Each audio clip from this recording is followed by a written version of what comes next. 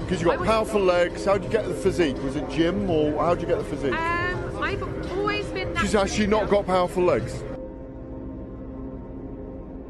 Do you shower in your dressing room? Do you have a shower on the day of a fight or not? Tell us about the tattoos. Shut the fuck up, you little prick.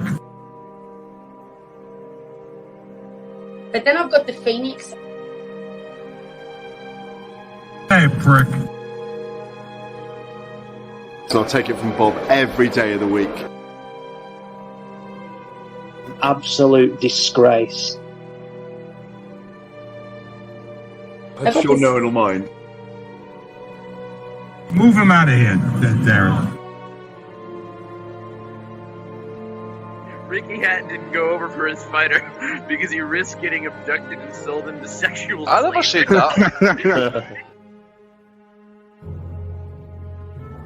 Both have been rape victims.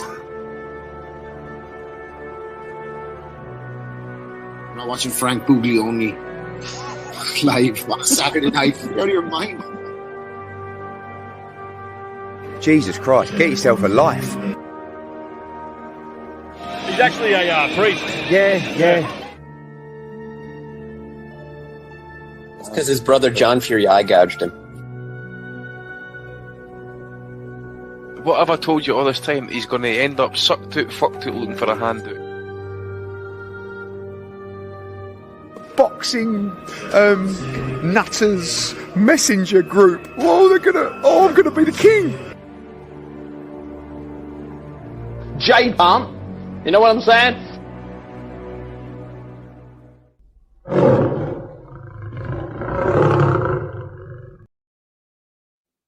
Well, hello everybody and welcome to the 535th edition of the Boxing Asylum Nuthouse podcast. I am your host Steve Wellings and joining us on the call we have Ozzy Smith, Andy Patterson and Matty Di Gialinardo going live on YouTube from 8 o'clock every Sunday evening. The ad-free Patreon RSS feed updates shortly after the show concludes. Hello to everybody listening through the week on YouTube, SoundCloud, Apple Podcasts and Spotify.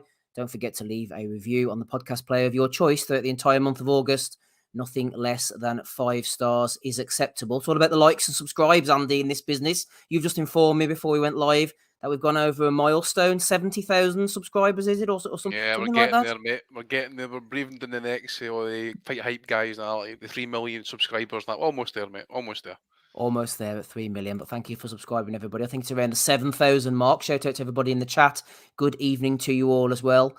We'll be talking a bit of Showtime later on. We'll be talking a bit of AJ Helenius later on as well, because Matty, you've lobbied me hard, like the politician that you are or once were, to start in a different area tonight. Where are we going to be starting tonight, Matty? Glendale, Arizona, at the Desert Diamond Arena. Oh, that sounds nice. Have you ever been to Arizona, Matty? I only drove through like a little stretch of it on both corners. I need to explore more. I'm thinking, Steve, brief detour, of going out in December and catching the Bam Sonny Edwards fight. Going to be at the same place that this was held. Oh, that'll be good. I'd say it'd be bloody hot there, wouldn't it? Yes, right now, fuck that. December, different story. 80 degrees, very nice. Well, that's, Fahrenheit. 80 degrees to you guys probably sounds like hell. Yeah, the rivers of hell indeed. It was hell in the ring last night, as you alluded to there. Emmanuel Navarrete getting a 12-round decision win over Oscar Valdez. Scores of 119, 109, a little bit wide for my liking. 118, 110, more like it. 116, 112 as well. 3 legends at ringside, Mate, Marco Antonio Barrera, Eric Morales, and Julio Cesar Chavez Sr. What would they have made of this all-Mexican war? Oh, I think that they would have thought that it was a hell of a battle. Where the judges' scorecards didn't necessarily reflect how good the fight was. The 116-112, I do definitely believe was fair. And then you get beyond that, it gets a little bit questionable, let alone only giving Mr. Valdez a round. But that's besides the point. This was a fantastic fight where Navarrete started out fast, landing those freaky angled uppercuts and finding a clever home for the jab that would pay off later on in the fight. Just moving around at his weird angles, really filled into the weight well too, Steve. I don't know if you were as surprised as I was at how much bigger Navarrete looked in the ring. Yes, Valdez. And for a lot of the early rounds, he kind of was able to boss Valdez. I think, you get in the realm of what scorecards were fair. I think that there were some swingy rounds in there, and I think you could have came out with a potentially even first half of the fight on that one if you were looking. You never know. But a couple of good rounds in there. I think it might have been the 5th round or the 6th where Valdez just started finding a home for that left hook, was landing it clean as Navarrete would come out of a crouch, like I had said. And then down the stretch we went, middle rounds. Valdez really started to find a foothold as Navarrete finally started to slow down. But then in the championship rounds, Navarrete closing strong, really working well in the 12th and final round as well. But these guys went back and forth, all action slugfest. Was it as good as the classics between Morales and Barrera, or even venturing into Marquez and Pacquiao? No, of course not. But this was definitely an incredible fight between two fighters of Mexican descent, Valdez from the greater Los Angeles area, I do believe. But just a fantastic war between these two Mexicans, where I think Navarrete was definitely a deserved winner, but the scorecards were just not right as far as it went. This is, I don't think it was fight of the year at this point in time. I got to say that Navarrete's win over Liam Wilson would probably still hold that mark for me at this point in time. But I got to tell you, this was a hell of a good fight for anyone who hasn't had the chance to watch it. And it definitely surpassed anything really that we saw on the card from the UK yesterday. Matty, you referenced Navarrete's weight there. We saw him last time against Wilson coming in clearly overweight. We know they fiddled with the scales. That seems to be 99% sure. Lacking the belly this time. The power seems to have travelled up. Looking at some of the other champions, we've got Joe Cordina, Oshaki Foster, Hector Luis Garcia, according to Box Live. Not sure if he's still floating about. Albert Bell is number 2 with the WBO. He got a good win there on Friday night on DAZN. They're talking about Valdez rematch, maybe. Is this Navarrete ceiling, given his weight issues in the past? Is this as high as he can go? And what's he going to do next at this particular weight, do you think? I don't know about that. I mean, Valdez is a very good fighter. He's got a sturdy chin. He's prior to this, he'd only lost to Shakur Stevenson, wasn't it? I mean, he's really a tremendous fighter. And the fact that Navarrete was moving him around the ring, I think speaks volumes. The fact they look bigger speaks volumes. There's some stuff that could be done at 130 that would be great. We'll get into who Hector Luis Garcia might fight later on as we review the ProBox card. But I wouldn't still at this point in time, because he had to take off his trunks to make the weight. Steve, this guy just seems to be rocketing. His cock? I only overheard the stories. I did not have to witness the actual stripping down of Emmanuel Navarrete. But a chance that he might move up again. And I think there was Bob Arum said that he's not going to put Shakur in with Lomachenko. I can't remember the specifics on it. I still would like to see Navarrete against Shakur Stevenson. I would definitely side with Shakur in that fight, but Navarrete with the weird fucking angles he throws from and the gas tank that he has, and you got to think, if he's struggling to make the weight and he's throwing 1,000 punches in a fight, man, maybe an extra 5 pounds could help him. I still think that's a very interesting fight. I would like to see it. It's top rank. It's not out of the cards. Yep, this is top rank. This is boxing, as the MC himself says. I would like to see that too, but Shakur Stevenson is on another level at the moment to most guys. Ted Barrett's on another level as well. Shout out to him. He says, is this pod clashing with the IFL Live? No wonder we're only on 31 likes. Yeah, get the likes up, lads, for Christ's sake. Come on, get those likes up. Andy, great fight as it was. Joe Tessitore referenced to possible Marco Antonio Barrera, Eric Morales style trilogy could be in the making after this fight. It was competitive, but it's not competitive enough to warrant a trilogy whatsoever. I'd say Navarrete would just beat the shit out of this guy 3 times out of 3. Is that being harsh? No, I mean, because if you see the picture after the fight, the picture said its own story. You look like there was one person who looked like he'd been fighting against an opponent with a baseball bat. Another one looked like he'd just been walking through the park for a day off. Navarrete's a freak, man. How he's not touched up, I don't know, dude. He's a freak. Yeah, I wouldn't go as far as Matty saying it was a great fight as such. It was entertaining to a point, but that said, for me, it was pretty one-sided. I felt, it's just I'll give Valdez his credit. I'll commend him for his, he took the punishment. How did you score it, Andy? Oh, I had it wide for Navarrete, mate, about 117, 110 or something like that. I wasn't really officially scoring it, but that's what I would have had it at. So what'd you have it after 9? You probably had it 6 rounds to 3 I had at it that point in time. I had it on a Steve Wellington 4-speed at that point, mate. We all know that allows for objective opinions. It does, but at the same time, it sped up a wee bit as well, and you can see things a wee bit as well. I just think the punishment he took, Valdez isn't strong as you mentioned at the weight. He looks undersized. Certainly, Navarrete looked like he'd filled out at the weight after the weigh-in. At least that he looked thicker. Valdez hasn't looked the same since he got popped, and he just struggled to pull the trigger there last night, I felt. If you look at Navarrete, he was leaping in with his big punches, especially his left hook. Very early doors, he was stepping to the left and leaping in with it. That was causing Valdez problems. I don't know if he's broken his orbital bone, but considering the punishment he took there last night, and if that is fractured, he needs to consider possibly retirement actually at this point. I mean, he's early 30s now. He's had a long career. He's had a few hard fights in there as well, to be fair. Butters has a pretty good comment on that one there, Andy. I think he kind of nails that. He said, Valdez looks like he was the passenger in Spence's car crash. Aye, true. Aye, after the fight. But look, if you want, it was billed as that Mexican war. It wasn't Morelos, but Barrera. It wasn't Salido against Vargas. It was a decent scrap. And even though Navarrete was dominating, the ESPN crew were just absolutely horrible. I cannot stand Tessitore these days, mate. They try to tell you, don't they, what you're seeing rather than what you believe in with your own eyes. They're telling you it was a classic and it was a competitive fight. They were landing punches for Valdez. That was the thing. The main thing you mentioned, the classic. It wasn't, even though Navarrete was dominating, they tried to tell us it was like close and we're watching some sort of classic, and that wasn't what I was watching. I was watching a guy get his fucking ass beat at points in that fight, bravely trying to at times fight back when he could pull the trigger.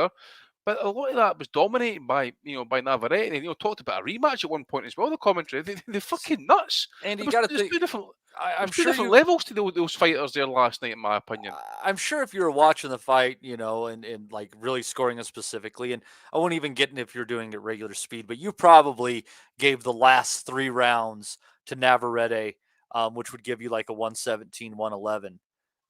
But if you think about it, if you're just 1 round closer than that one, and you see Valdez had fought his way back into the fight in those middle rounds, and after 9, you're at 5-4, and you got Valdez with some momentum. That's what made that fight actually interesting. I honestly think it was a smidge closer than you're giving it credit for, and Navarrete really bit down in the 10th round to take that fight back. I thought there was a marked swing in momentum at that time. That's when he really started swelling that eye up, when he could no longer use the right hand, which apparently was damaged, and he started just kind of getting that jab in there. I think that he if the judges were on the up and up, I think he could have very well lost that fight in the last 3 rounds, but I felt he bit down and won him on my personal card. I think Andy Valdez has been a good fighter throughout his career. I remember. Oh, he's in the slide now. I'm going to say exactly that's what I was coming to. About 11 years ago, he lost to John Joe Nevin in the Olympics, but he is a beneficiary of the 4 belt era, more like the 8 belt era, with all these belts floating about. The fact that he's sort of in and around world contention, I think he's solid top 10, maybe in his prime top 5 contender. If we were down to the sort of 1 belt, I mean, he's a good, solid fighter. He give the best fighters a decent run for their money, but I mean, people will give me pelts for saying he's not world class. I mean, that's maybe a bit strong, but he's not a great fighter, is he? He's a decent sort of contender. Nowadays, definitely, mate. I mean, look, at the end of the day, just going back to the positive test. I mean, again, he played his innocence in that. But if you look at the Conceição fight, when he finished that fight quite strong down the stretch. Now, look, Matty's right. Look, at some point he has got pride. At the end of the day, the kid's going to fight back at some point. And I agree that Navarrete turned it around, but I thought Navarrete boxed great. To be fair, to me, his performance was that good. He made it look easy, in my opinion. It just was not the scrap that I was led to, or promoted it, or was promoted to be. Basically, I did actually expect. Well, I think I maybe picked last week Navarrete possibly to stop Valdez as well, possibly. That would have just been a cherry on top, because that's probably Navarrete's breakout win actually as well. You think about it in terms of names and star power or anything, if you want to put that in it. But I just think with Valdez, since he got popped, You know, he was that all-action fighter, and you know, you remember what it was all like in that type of thing. But he was the ultimate Mexican fighter, and that, and it's just all kind of fallen flat since then, I think. So you know, people maybe disagree with that you know, that assessment of that, but it's just been trying to be honest about it and that as well. He just hasn't seemed to be the same fighter. Definitely on the side at this point, and I think also as well has been undersized. I think if he was able to make what was that 126, you know, it might be a wee bit of force that, but he's just a fraction undersized for that weight. Ozzy, let's bring you in on this one, see what you're thinking. I thought at times Valdez, he tried to box, which he did against Bichelt. He seemed elusive. He had good head movement, yet his face was just absolutely busted up at the end. He landed left hooks at times, couldn't get down to the body because every time he sort of ducked down, Navarrete had the measure of him with the hooks and the uppercuts. The left hooks were landing, but he couldn't put a dent in Navarrete at all. He left the ring, as Andy said, Ozzy, pretty much unscathed.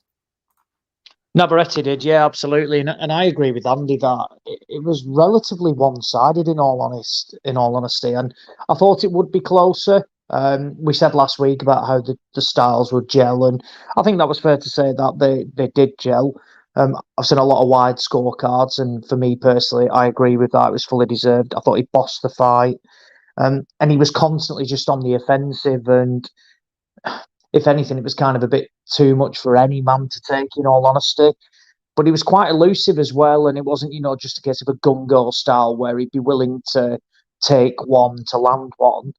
He was pretty defensively sound as well, and I think that owes to the fact that when he's coming out the ring, he is unscathed, and, you know, we'll get onto it later, but Joshua, while he got the highlight KO, he was busted up and had a bloodied nose, whereas it was the polar opposite for Navarrete. And again, I thought it was a solid effort from Valdez, but he was way, way short of making it. I don't want to say competitive because I don't think it was a complete one-sided mismatch, but it wasn't far off. I thought there was a conclusive winner. I thought it was a good fight. Certainly not a fight of the year contender, but a fight that we certainly expected. Did it produce the goods? Yes. Could it have been better? Yeah, probably. But there was one resounding winner, and that's what we do want. You know, how many times over recent years have we spoke about fights of this magnitude, and we go on about, you know, the judges' cards or poor refereeing decisions, whereas actually last night we can talk about the fight, we can talk about the fighters. There's no cloudy results. There was a resounding winner, and Navarrete moves on now. I think in all honesty, I think he's a problem for a lot of the world champions. I don't think Joe Cordina looks at that fight last night and thinks, oh, I want to be boxing Navarrete. I think, in all honesty, he causes a lot of problems for Cordina. I mean, it says it all, Cordina's looking at the winner of Lee Wood and Josh Warrington, when actually he should be looking at unifications. And after last night, I think that fight, Navarrete and Cordina, just goes way, way down the line, and Cordina will be looking elsewhere. As for Navarrete, you know, he's shown that he will fight anybody. I think last night, was it a career best performance? He's certainly up there, and, you know, it's definitely one of his top 5 wins as well, particularly how resounding he did it. So yeah, a great performance. He certainly showed more, you know, defensively than probably what he's shown before. He's got a really difficult style as well sometimes, from where you can pick holes in little bits and pieces, but I think he's one of those people that will always be difficult to beat, and he might well adjust to this weight much better now. Like you say, he was in better shape. You know, there was no belly on him. And yeah, it was a really good win, a really good performance. And I've no doubt he'll be looking for the bigger fights in the next 2 or 3 contests that he's going to have. I think as well, Ozzy, just before we move on to the undercard and then over to AJ and stuff, a couple of points. One of the people who gave Navarrete his toughest fight in recent years has actually now signed with top rank, a fighter who I rate, former good amateur Ruben Villa. If he hadn't got knocked down twice, that fight would have been a majority draw. And also on the way up for Navarrete, especially 2017, 6 fights, 2018, 5 fights, 4 fights. His amount of fights has obviously gone down recently. He's only had 2 so far this year. But that activity on the way up, he was constantly in people's radar. He had an early loss, but he fought his way back in. And I think keeping sharp and keeping on the weight and in the ring helped him. Absolutely. And we always say that, you know, back in the day, it was easy for fighters to stay active. And now it seems the norm to have 4, 5, 6 months out between fights. Whereas Navarrete is certainly, he goes against the trend of doing that. You mentioned then 6 fights, 5 fights, 4 fights. Name me, world champions or, fringe world level, operators or just short of a world title that are boxing 4 times a year. Yes, he's only had 2 at the moment, but it wouldn't surprise me potentially if he gets out in December boxing again, or maybe early January showing again that activity. And it's like anything, the more you do things, the better you're going to get and the sharper you're going to be. And I think that owes to his his performances, that he's one fighter that has constantly stayed active, and it's only helped him. Whereas we see other fighters that they'll go missing now. It's like, oh, I need a holiday, I need to do this, I need to do that. I put a stone on and then have to come back and lose the weight. Whereas actually, this is a guy that wants to stay active, wants to be in the gym, and the fights that he's got on his resume show that. And he may not have necessarily massive names, on that CV, but he's boxed decent people. Like you say, Ruben Beer there, if it wasn't for the stoppages, it would have been a majority draw. But that is a really good win, and a guy that certainly in Beer that can go on and win a world title down the line. I've no doubt about that. So again, yeah, a good fighter. He's got, this year now, you look at his 2 wins, Liam Wilson, which was, a fight of the year contender without a doubt, and now Oscar Valdez. If he can potentially turn it around and get another win in December, there's every chance this guy could be up for fighter of the year, in my opinion. Fighter of the year territory for Aussie there. Go on. Let me throw this out. Even though, he completely phoned it in, whatever bullshit it was for Mauricio Lara, but I think him against Navarrete is a hell of a good fight. I would love to see Mauricio Lara against Emmanuel Navarrete. I don't put much stock into that Lee Wood loss. There was something weird afoot there. And I just think that has war written all over it. 4-pound difference. Do you have an issue with the weight? Yeah, well, he could move up. Yeah. Well, Navarrete is at 130 pounds, and that fight was at featherweight. Yeah. And so I don't think that's a big deal at all. No, I'm not talking about a deal, but was that no the issue in terms of the other Mexican one that fought Lee Wood? Lopez, yeah. I don't know. It was the weight. But then I was just reading there as well. That's just before we came on. I forgot to mention it as we were talking there. But Navarrete had to strip down naked to make the weight as well for this fight. So I said that. Not a good sign, is it?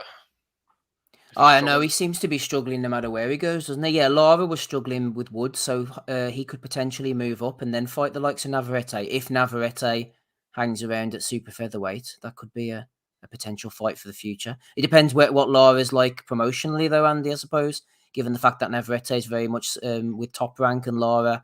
I don't know, is he signed to DAZN? Has Eddie got him on some kind of options, maybe? I'm not sure. Well, that's a question some of the YouTube guys will need to put to Eddie if they're too busy crawling at his arsehole, So he was an unexpected turd in the punch bowl of Eddie's plans, and however they were able to get him out of the way to make Wood versus Warrington, which is what Eddie wanted all along. I think they've had their fair use of Mauricio Lara at this point in time, and I bet they'd split with him. I'd say they probably would. As for the undercard, Andy, I think the Raymond Muratalla-Torres fight being cancelled was a bit of a blow. I was looking forward to that one as chief support. They pushed up Lindolfo Delgado.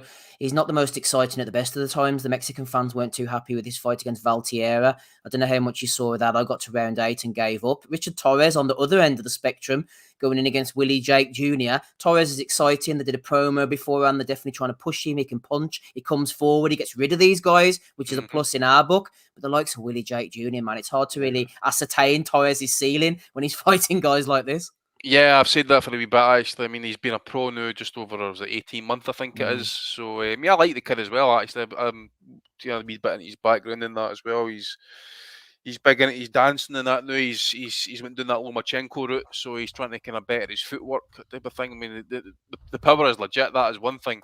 It's just a matter now the kid is getting his development fights and getting moved at the right pace. But after what we've seen in the last 18 months, I don't think we need to be having any more of these type of fights, not to pad the record. I think it's now time he could start stepping up. I mean, obviously, they were mentioning as well. I mean, Top Rank have signed Jalalov. I wanted to discuss this actually as well, because Jalalov has signed pro terms with Top Rank.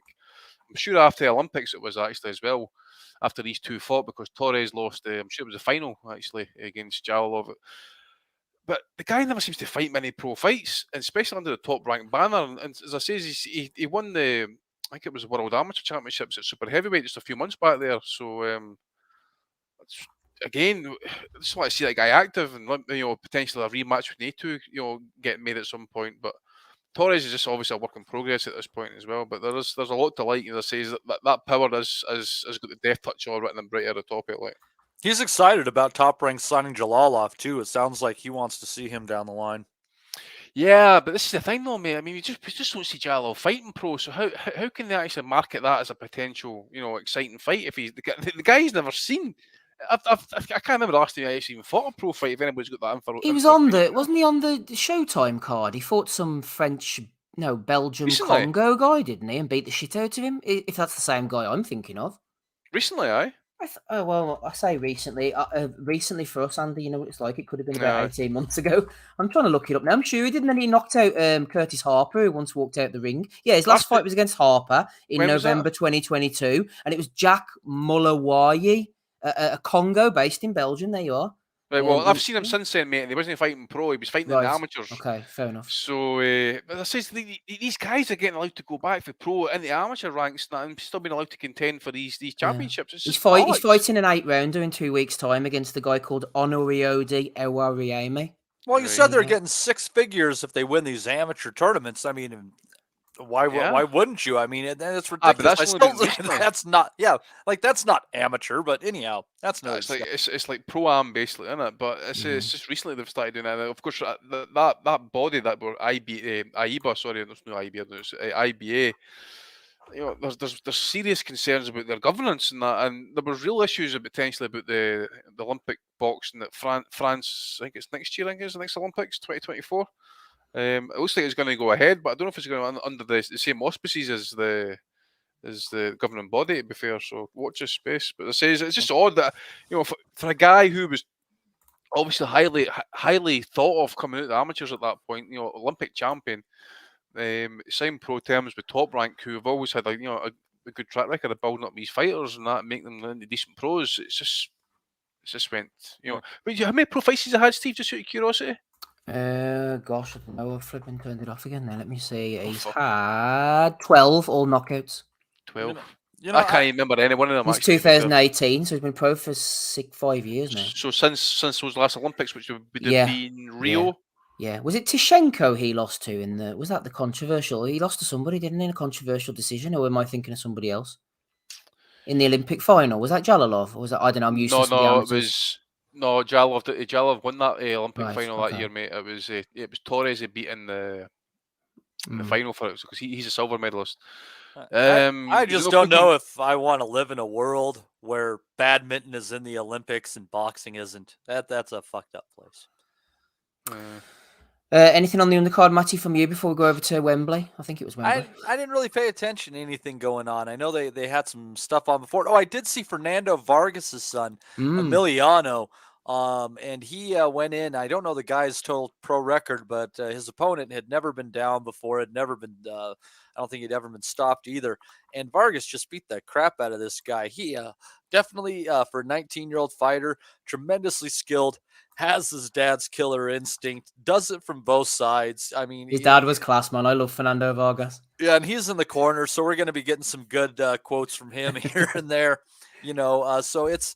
I am excited about these Vargas kids and their pro journey because Emiliano's a vicious little fucker, and for 19 years of age, he definitely shows a great deal of talent and some ring savvy and what he's doing in there. So I'm looking forward to it. But if you guys get a chance, I can't remember the name of his opponent for some reason right now, but check out Emiliano Vargas's performance from last night. He's one you're going to want to keep an eye on as far as the second generation stars go. Shout out to Emiliano Vargas, rather, and his career progression. Shout out to AJ as well. Let's get over to the O2 Arena. Wasn't Wembley. AJ with a 7th round KO over Robert Helenius, the big right hand Aussie coming in over the top. Joshua before that been toying with him. boxing behind the jab, trying new things is work in progress. Things take time. These careers aren't built overnight. This guy, I tell you what, he's improving nicely, showing a few new things, got the guy out of there, former world title contender. What more can you ask for from a prospect, Ozzy? He's getting new wrinkles as he gets wrinkles. I was going to say, if he keeps it up, mate, he's going to be a two-time unified champion in no time. Exactly that. I mean, the commentary itself is just a whole different topic of conversation. But to dub him, a work in progress. I'm sorry, you just can't be calling a guy who's not just won only an Olympic gold medal. If it was his third fight turning over, then yeah, fine, that's no problem. But he's won world titles, he's unified world titles. So to then go, he's a work in progress against the Nordic Nightmare, who is just a shadow of what the shadow he always was, is just, pathetic, really. I thought last night's performance left probably more questions than answers. I thought it wasn't a good display. I thought the finish itself was fantastic. It was emphatic. It was a highlight reel KO. No problem with that. But aside from that, I do not think it was a good performance whatsoever. Joshua, he boxes scared. For me, he is done at any sort of world level. They're talking about he wants to box 2 times this year before boxing Wilder in January. They need to park that Deontay Wilder fight, or they're using that as very much a cash-out fight, because Wilder will take 2-3 rounds tops to get Joshua out of there. Helenius bust him up last night. He had a bloodied nose. He had bruised eyes. Can you imagine if when Deontay Wilder lands? I'm seeing criticism last night about Deontay Wilder's not very good and he's poor and he went life and death with Ortiz. Well, I'll tell you what, for a guy who's not very good, he's got the best right hand in boxing. And considering, we all know he's going to throw it, he still sets people up in a brilliant way. And he'd be able to do that to Joshua as well. I just think Joshua, ever since that Andy Ruiz won fight from where he was, he was badly hurt. Ever since then, he's just boxed completely different. No fighter wants to get hit. But you're in the fight game knowing that you may well get hit and you're probably going to have to take punches to eventually win. And Joshua just can't deal with getting hit. It was not a good display. I get Helenius, they've not necessarily planned for that. But off that performance last night, Dillian White is shot to pieces as well. But I genuinely, off the back of that, gave White, and I would get, he's juiced up now, but White had a legit chance last night off Joshua's performance because he is just shot to bits. And who are they going to put him in with now? He wants to box twice more. Who are they honestly going to put him in with? The shadow that is Derek Chisora that was on the undercard, who barely got a victory over Gerald Washington. Who else are they going to look at? Because anybody live, and they're going in there thinking that they can not only beat Anthony Joshua, but they can knock him out. It was not a good display. It was a bad night, really. The crowd were booing as well, which we've not heard that at Joshua fights before. Booing in round 1, round 2, round 3, constantly until the knockout came. So, yeah, it was a bad display, a bad performance, fantastic finish. But aside from that, it's not one for the history books. And again, it's probably back to the drawing board. And why try and reinvent the wheel? Joshua had a style from where he came out. He was a bully. He actually used to be able to put decent combinations together. He could do that, and he was quite quick in doing that. That is just non-existent now, and he's trying to pick these shots. He's trying to be this, potential magician in the ring, setting people up, and it just removes all the good things that he is good at. So, yeah, it was not, not a performance for the ones that are going to attract, fans and essentially give you the confidence that Joshua can operate at world level. I think he's far from that. And I know Joe Joyce got beat off Zhilei Zhang, but I'd take Zhilei Zhang to beat Joshua. I'd still take Joe Joyce to beat Anthony Joshua as well. And off last night as well, even though Dubois has shown his vulnerabilities, I think Dubois, pretty much front foot style from where he's throwing big shots. You just don't see that anybody who puts the pressure on Joshua, you feel like they've got a chance of knocking him out because he just doesn't know what to do. He doesn't like it. And yeah, it's a bizarre one really for a guy who's had so much success early on that he just looks done. And you couldn't argue in saying that if he was to retire, it wouldn't necessarily be a bad decision. I am maybe Andy's being called for there. It definitely is if the mask has been ripped away. I don't know whether I feel sorry for him as such, but he's such a bizarre character now. Some of the things he's coming out with in his interviews, he went wandering off around the ring after he knocked the guy out. It's like some of it's forced. He made this strange comment about carrying the heavyweight division on his back, even though he's got no belts. I mean, what's going on with AJ mentally? Is he really that fragile? I don't know, mate. I mean, only he knows that. I mean, we can only see what's happening in public at the end of the day, and some of it has been a bit of a red flag. Obviously, the situation in Saudi after the Usyk rematch was like it was quality, at the time. But in hindsight, you're kind of saying to yourself, somebody needed to step in there at that point, and not one of his so-called fucking mates stepped in there to save the guy for himself and that. And here they are, however many months later, after a pathetic performance against the boogeyman of the division, as Spiddle called him, Jermaine Franklin, and then that there last night. And now we've got all these fucking minions coming out trying to do down Deontay Wilder and his boxing ability or lack thereof or his resume. Let me tell you something. Deontay Wilder can do what Helenius did there last night, but do it at a fucking far higher level. He's got better footwork, he's got a better jab, and by fuck can he cut the right hand loose when he wants to.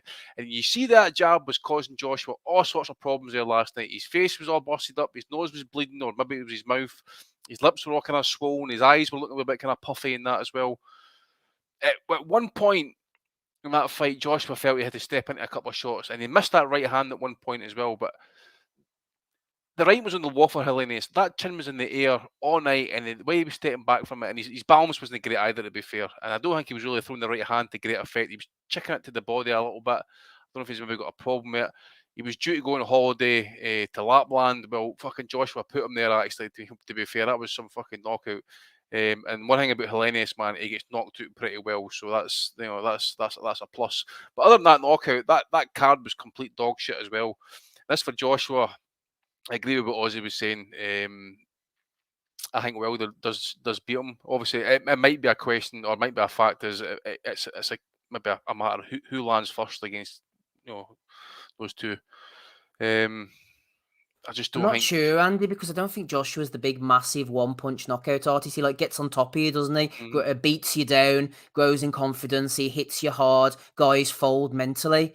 I'll come to the question in a minute. But as for Wilder, he's got that just one-punch knockout power. All of a sudden, bang, you're gone. I mean, the thing is, his jab's underrated as well, mate. His IQ's a bit underrated at the same time. I mean, he can box when he wants to or when he has to.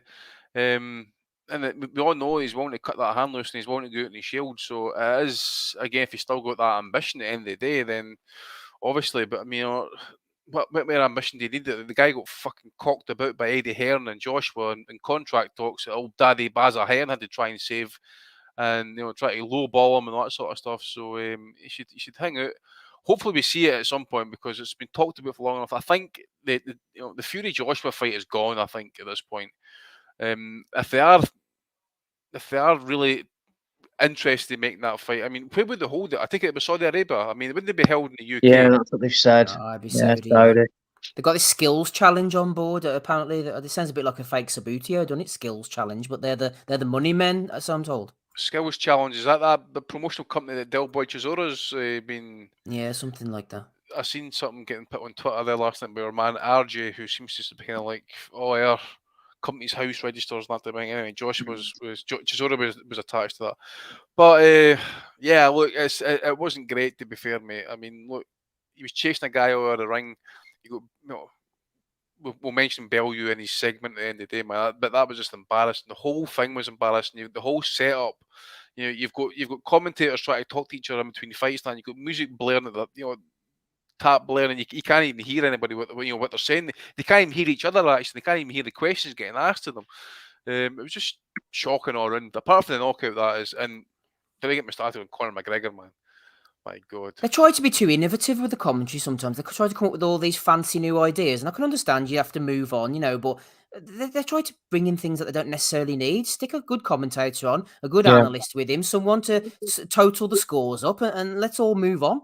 Yeah, it's weird, like, man. It's just, and again, he's a professional commentator at the end of the day, but I still just don't get that feeling with our man for what's his name? lead commentator. Mike Costello. Mike Costello, sorry, I forgot his name right out of my head there. Mm. Cheers for it. It just doesn't seem to work with him on TV, mate. We've been saying it for a wee while now, but he has got the voice for live blow by blow on live radio. If you want a live commentary on that, then it's got to be something you've got to be listening to rather than watching. Because I just don't think we see what's happening, and he seems to try and portray it as some sort of exciting moment or whatever it is, but it's things like that. Just the whole production, as Paul Webb would say, was shit. Andrew Thickett there, Ozzy says, Helenius has had a fascinatingly odd career. Good wins over Peter, Brewster, Tepper, Kovnacki. Gifted a win over Chisora, a meaningless loss to Wilder. Fought White on 1 week's notice without a camp and stunned him in the second before gassing and sitting on the ropes for the rest of the fight. Fighting Washington whilst ill and still outboxing him before getting spectacularly KO'd. Think he will be well respected once he's fully retired. Fair play for Andrew for giving that career summation. At the end of the day, when I watch Helenius, he is decent, he's solid. He's not great, is he? No, I'll tell you what he is. He is a solid European level fighter. Those wins that he's got there, they are good European, level wins. And he's had opportunities at world level and fallen short. So that is his level. But in all honesty, had he have had full camps against Dillian White and Anthony Joshua, it's not unthinkable to think he could have beaten Dillian White, in all honesty. He gassed and he buzzed him in the second, and we know White isn't great. And then not only that, he blew up last night. He was exhausted. That camp that he probably prepared for last night. For the fight that he had last weekend against that 6-0 no mark. He's realistically probably not trained, but he's not had a full intense camp. Probably proper sparring, intense sparring.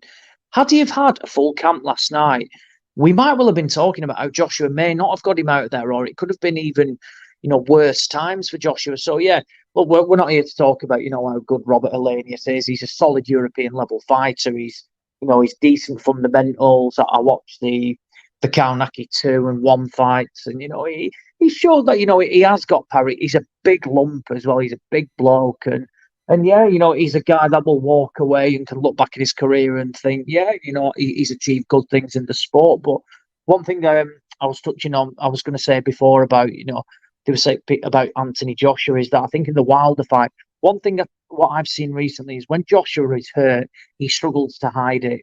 And he stays hit as well. He's not got, the powers of recuperation, like Tyson Fury has, from where he can clearly get buzzed, but he seems to recover quite quickly. Whereas with Joshua, he stays hit, not just for 1 round, but it could be for 2 or 3 rounds. Now, if you're going to stay hit against someone like Deontay Wilder, you just don't stand a chance, and he's not going to let you off the hook with that. And last night, I don't think he was well and truly buzzed or rocked by Helenius, but he was certainly tagged, and we didn't see that, where he was hurt. But it showed against Vladimir Klitschko. He stayed hit, for a couple of rounds. I think, it was one of, a really good round from where Joshua was just done at the end of the round, lying on the ropes, but he stayed hit, and it took him a little while to recover.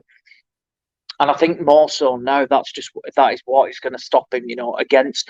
I find it absurd, really, that they're looking at this Wilder fight. But then if you remove it, who else can they go for? Because they're not going to go for Alexander Usyk 6-3. It's pointless. And the Tyson Fury fight seems out the window. So bizarrely, for the name that Joshua is, from a big fight perspective, it kind of is Wilder or bust, because who else do you line him up with?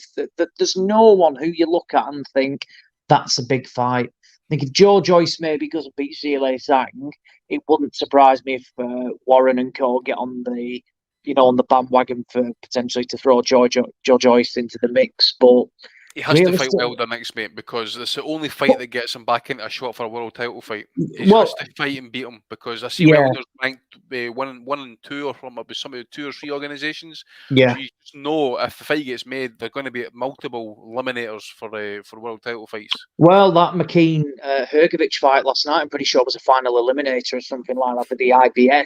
Hrgovic has been waiting for 3 years for his IBF shot. Well, he's shit as well. He should be waiting another fucking 3 years for it after that fucking push last night. Yeah. So he's done. But no, I mean, but what I found bizarre was that he wanted to box twice more before boxing Wilder in January. So we're talking quick turnarounds here. We're in August now. What they're going to be looking at? Joshua wants 2 more fights. Yeah. Which I thought I can't work at the timings. What they're going to go. This is just like Fury saying he was going to fight 5 times in a year. He's absolutely full of shit. But again, though, who are they going to put him in with? Who can they possibly put him in with? Because if they're going up to that Wilder fight, they need somebody who is completely risk-free now. Even then, Jermaine Franklin you looked at it, was a risk-free fight, and even then he won rounds, which is bizarre. So I don't think there's anybody now, unless they put him in with someone like Kaunoski. Caballero was going. Yeah, it'd be someone like a Kovnacki. I can't see McMillan Andy. I know he's limited, but he'll just come at AJ like a maniac, man. That'd be the worst fight for him, I think. Caballero was wanting the fight before Helenius scored it. Actually, I've seen that on social media kicking about. I can't see that personally. I think that run around. You want safe opponents. That's your kind of that's your level you're looking at, really, eh? Yeah, absolutely. Yeah. They Matt can't. Butters says Aussie, sorry, they'll clear White, quote unquote, and make that fight again. I tell you what, I would not be in Gibraltar. It wouldn't surprise me, but I just think timings work against it for happening, and it wouldn't surprise me if Joshua just doesn't entertain Dillian White again, and also as well that. We spoke about it last week.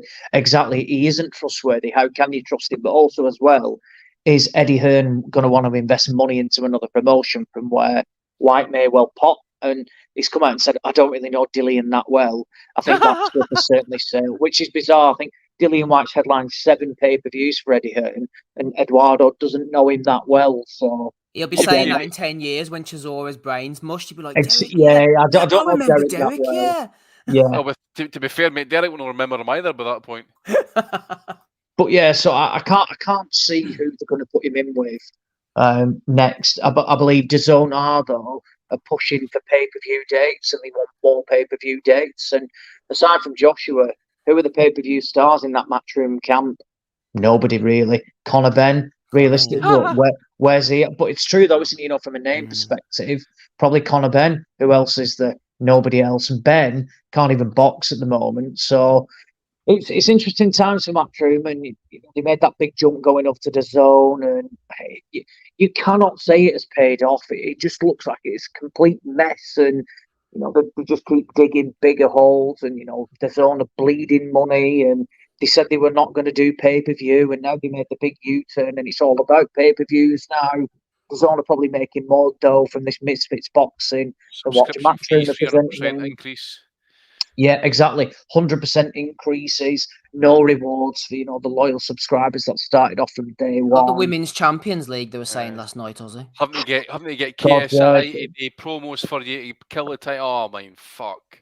Exactly that. So it's interesting times, but for Joshua, yeah, I mean. Look, fair play if they go and take that Deontay Wilder fight, fair play. But Wilder last night should be looking at that, feet up, whiskey in hand, thinking this is a 2 or 3 round demolition job for me. And I think it will be emphatic. It will not be, it'll be a huge KO. Just don't see how Joshua avoids that right hand when you're getting tagged by. I'm seeing all this nonsense, by the way, about Helenius is a big, awkward guy and he's always presented problems for people. I'm sorry, Gerald Washington's an ex-NFL guy and a glorified doorman. Yes, he was getting out of box, but fuck me, he brutalised Robert Helenius. And Joshua, yes, he did do that, but I know we spoke about Helenius as being this European level fight, but if Joshua is what people think he is, he should have had no problems with a guy like that last night. And let's have it right, he had all sorts of problems at times. Matty, let's have it right. Whenever I see Robert Helenius fighting, I always think of former panel member Gabe. He was a big proponent of Helenius. Robert came in just under 250 pounds last night, and I wonder if Gabe is maybe over or under. But anyway, I digress. He's a half Lewis. Exactly. He's more like De Juan Calloway. But I didn't think Helenius, Matty, was too bad of a replacement, considering it was short notice. There was only a week to get it sorted out. But I was in the minority, apparently, because there were haters on social media and on IFL TV and Fight Hype and where else who weren't too high on Helenius. Let's listen to one of them right now. Deontay Wilder is going to fight Robert Helenius. Derek Chisora beat Robert Helenius with ease. Right? Didn't get the decision. Watch the fight. Wilder was good the other night. Helenius is, maybe past his best. He can punch. He's 6'8". He won at the weekend. Sent me a message straight after the fight from the changing room. I actually think it's a tricky fight. I think it's quite a dangerous fight. Woo! Dangerous! It woke up still dangerous! Yeah. I'm pretty sure that last line as well from where Helenius sent him a message. Helenius came out in an interview and said that his manager approached him and said, "We'd had an offer from Eddie Hearn. What do we think?" And Helenius' first words were, "I want to go on holiday to Lapland. I'm not going to take the fight." So that's quite impressive that he bangs out this 6-0 guy in Eduardo saying he sent him an immediate message when the main man, Nordic Nightmare himself, has said the complete opposite. So it's yet another little lie from the spin doctor, Master Eduardo himself. All Goebbels, Matty there, all Goebbels. Aussie, we've got the receipts running about these corridors, mate, and we're just issuing them out just now. And that's what Eduardo dislikes as well, doesn't he? People always look for videos and things to pull me up on. Yeah, because you're a compulsive liar. Realistically, I've nothing against a promoter trying to promote a fight, but when you tell as many lies and different stories, they're going to catch up on you. And sadly for Eddie, he can't keep out of the camera, and he loves the camera, so ultimately he is going to get caught up on everything he says. Well, if you read between the lines a little bit, Steve, I think you got to see, honestly, I think that Helenius, especially on short notice, is a perfectly fine fighter for Joshua to take on. I think it was a terrible fighter for Deontay Wilder to take on.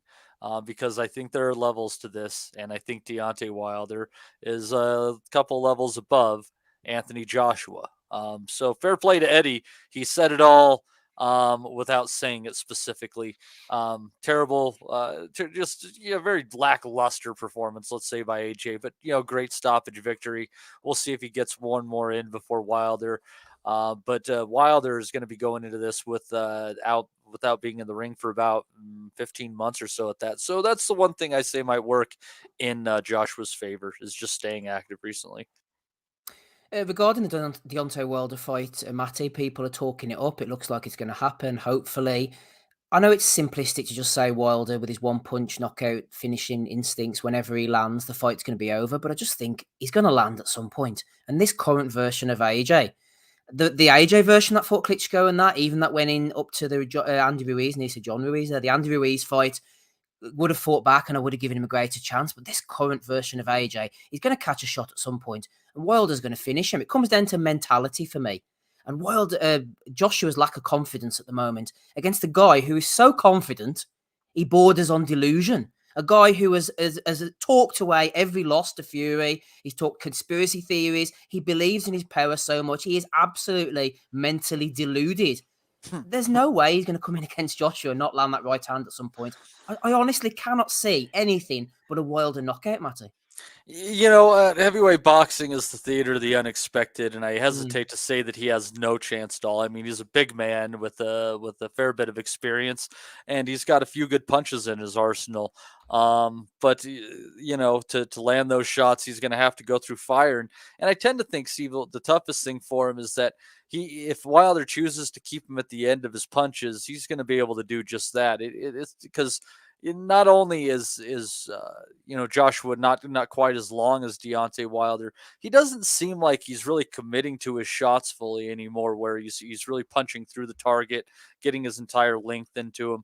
So I don't know. I feel like especially if you look at that second Fury fight and what Wilder was doing to the body with that slick 1-2, do that a few times, you look upstairs, and it'd probably be night for AJ, much the way he did in Helenius. Michael Thompson says, if AJ beats Wilder somehow, will it be Hall of Fame worthy? I tell you what, it'd be an absolutely amazing win. Silver Boxing there says, a few years ago, I'd have heavily favoured Wilder to beat AJ, but time waits for no man, and Wilder is older now. I favour AJ by late round TKO. With respect, Ozzy, I would disagree with that statement from Silver Boxing. Massively disagree. Massively disagree. I'm with you. I just can't see any other outcome than a Deontay Wilder knockout win. I just can't see how, off the performances that we've seen recently from Anthony Joshua, what gives you the confidence that he's going to go in there and, like you say, of course he can punch, but he's not got that. It's rare, last night's win against Helenius, that's probably the first time he's really iced somebody with one shot in a long, long time. And we've seen Helenius that when he does get knocked out, they're all pretty similar stoppages. Whereas with Wilder, every one of his. And look at the way he knocked Helenius out. He was on the back foot, and it was like it was by accident. He was just trying to get out the corner. It was a short right hand. The next thing, Helenius is just corpsed on the floor and doesn't know what day it is. First knockout in 3 years. Yeah, so is that what it was for Joe? Yeah, Pulev. Yeah, Pulev was, yeah. Fair enough, he's boxed Usyk twice, so I understand that. But yeah, he's not got that power, and I think with Wilder, I don't see, with the way Joshua stays hurt, and I'm not saying he's got a glass chin because he's not, but he stays hurt, and Wilder will just, will make you pay for that, and his power is elite level. I think, I genuinely believe he's got the best right hand in boxing, and time waits for no man. But one thing that Wilder hasn't done is, yes, he had 2 big fights with Tyson Fury, but I don't really think he's been, but they weren't sustained beatings where he's come out of there, and the knockouts. So yes, he was knocked out, particularly in the third fight. But again, I owe that to a lot of exhaustion more than anything. He looked shattered, but he went toe to toe with Fury, and he was still had power even when he was exhausted. So no, I just don't see any other victory aside from a Deontay Wilder win. And from a betting perspective, the bookies have got it razor close. Wilder's a 5-6 favourite, and Joshua's an even money. You're fist fucking me. So yeah, I'm surprised how close that is actually. That line's got to move heavily by the time the fight gets there. I mean, You there's would got to think be so, some people jumping on that. Yeah, you would think so. I mean, to get what I was gobsmacked. I thought I'd see Wilder at like 1-3-ish, 1-4. But to get anywhere near even money, I think is a fantastic price, because if that fight was announced tomorrow, I think you'd see a lot of people investing in Deontay Wilder to win. See, to be honest, though, Josh was going to be fucking sweating that drug test result coming back after swigging that pig swill at Conor McGregor's there last night. Eh? Anything could be put in that fucking drink, man. In the world's creamiest stout. What a fucking helmet that McGregor is, man. Another thing as well. Eddie, Dane, good evening, Eddie. Dane, Uncle Frank there last night, making sure that fucking card dragged out until the fucking almost. I was begging for a knockout, man, so I could go to my bed. That's fucking 11:15. The main event still hadn't started. Yeah, it was a bad one. I went to bed. I was getting tagged in from you, Andy, asking about post-fight pods and stuff this morning. Sorry. No chance. That wasn't happening there. I was in bed by that point. It's fucked up. Like, here we are, like, we were thinking, great, Helenius is stepping in and saving this card. And then when it all finished, fuck, Helenius stepped in and he saved this card. Exactly, mate. And I think after having to witness what we witnessed on the undercard, you're like, fucking hell, really? As I said to Steve, that was before we started, that I somehow came out of that whole event there last night, having to get myself up this morning to watch and stuff in America, feeling fatigued. You watched that whole thing, and then you ended up having to watch Valdez against Navarrete. I didn't watch the whole thing. I had suffered about the first 7 rounds of the Hergovich fight, and I went, the fuck this, man. And you think I was going to sit and watch 10 rounds of the Chisora, by the way? Honest to God, I was raging at him with his ring walks. He took a fucking fortnight to get to the ring. This is about 10:15 at night. Still no sign the main event. I'm like, this is going to go the distance and that. And he was awful as well. He couldn't throw a punch. Can't pull a trigger. Washed. Another one who needs, an intervention, really. I mean, what are we going to do? I dozed off somewhere during Hergovich and woke up somewhere during Chisora. So, I didn't suffer. Well, again, shout out to AJ. I've said it in the past, and I know the boys agree with me. For all of his deficiencies and his faults, he is genuinely in exciting fights. And even when he was struggling against Helenius, he was more exciting than those other numpties on the undercard. He did, just going back before I forget this point, Andy, to the Wilder fight. One of the boys is saying there about he did get the shit beaten out of him in those 2 Fury fights, especially the second one. But I think to beat Wilder, you've got to do what Fury did: put it on him, break his confidence, break his will. Joshua hasn't got that confidence himself. No. His soul's gone, man. He can't jump on Wilder. He can't do the things I don't think that you need to do physically and mentally to deter Wilder the way he did. False confidence against real confidence. He's not got the same height, reach, and boxing savvy basically on the inside to do what Fury could do. And also as well, Fury's got an additional 30 pounds on top of that. Yeah. Or whatever it was at that point, and he's still heavier than what Joshua is. And he kept getting up. Wilder was putting him down, and he kept getting back up again. I mean, the fucking, it was, you know, you literally got to nail the guy at the floor. Now, again, there's only so many beatings like a man can take at the end of the day, but I still think, you know, as I say, look at the success Helenius was having last night with a jab alone. Right? I think Wilder's jab is very good, and he will look to throw the right hand behind it. Not so much like Helenius was in, like he was jabbing, it was causing Joshua a bit of problems, and then he was shoveling the right hand in as an uppercut shot to the body. Wasn't really throwing a lot of headshots. There was a few here and there, and that it kind of made the impression that maybe he's got a problem with the right hand, possibly. I don't know, but Wilder will throw it hurt or doesn't matter where he will fucking be there to the bitter death until the referee decides it's not going to go in any further. But say that the last time after Joshua's last fight, after Wilder's last fight, he is constantly, and he's won my respect. I must admit, because I remember speaking to Peter Fury about him once. Matt, you were probably there at the time. We were talking about his flaws, especially in a defensive sense. But Matt said the defensive flaws are still there, but it's the offensive tools that's going to make it interesting. Because all he's got to do, jab and move, make Joshua come to him. Joshua will bite on every single fucking feint, waiting for that right hand, right? He's just got to feint it with him, and this is the right time. Maybe drop it I think you're going to drop it to the body, and then bring it upstairs, and you know, take Joshua out with it. But you know, he's got that chance, and I see that after his last fight, he is criminally underrated by many, and usually they're mismatch room fucking fanboys or fangirls, we want to call them. But you need to start putting a wee bit of respect in that man's work, by the way, because it says if he can't win a fight, he will be there to the fucking bitter end trying to win it. And he was true to his word in the day against Fury, and that you'll need to kill me to get me out of there. And that's practically almost what happened there.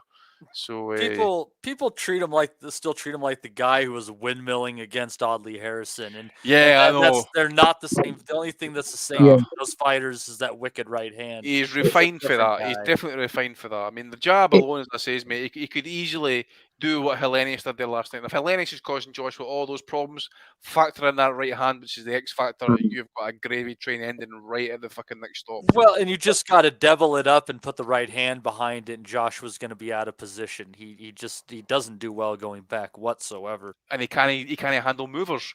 So I say Joshua just Wilder just pops a jab, steps to the side, pops and a those jab, Wilder shots are so unorthodox as well, Andy. They catch him around the ears, the head, the back of the neck. That's just kryptonite. And he's got the reach, Joshua. mate. He's got a freakishly low reach. Yeah, that's the other thing as well. So aye.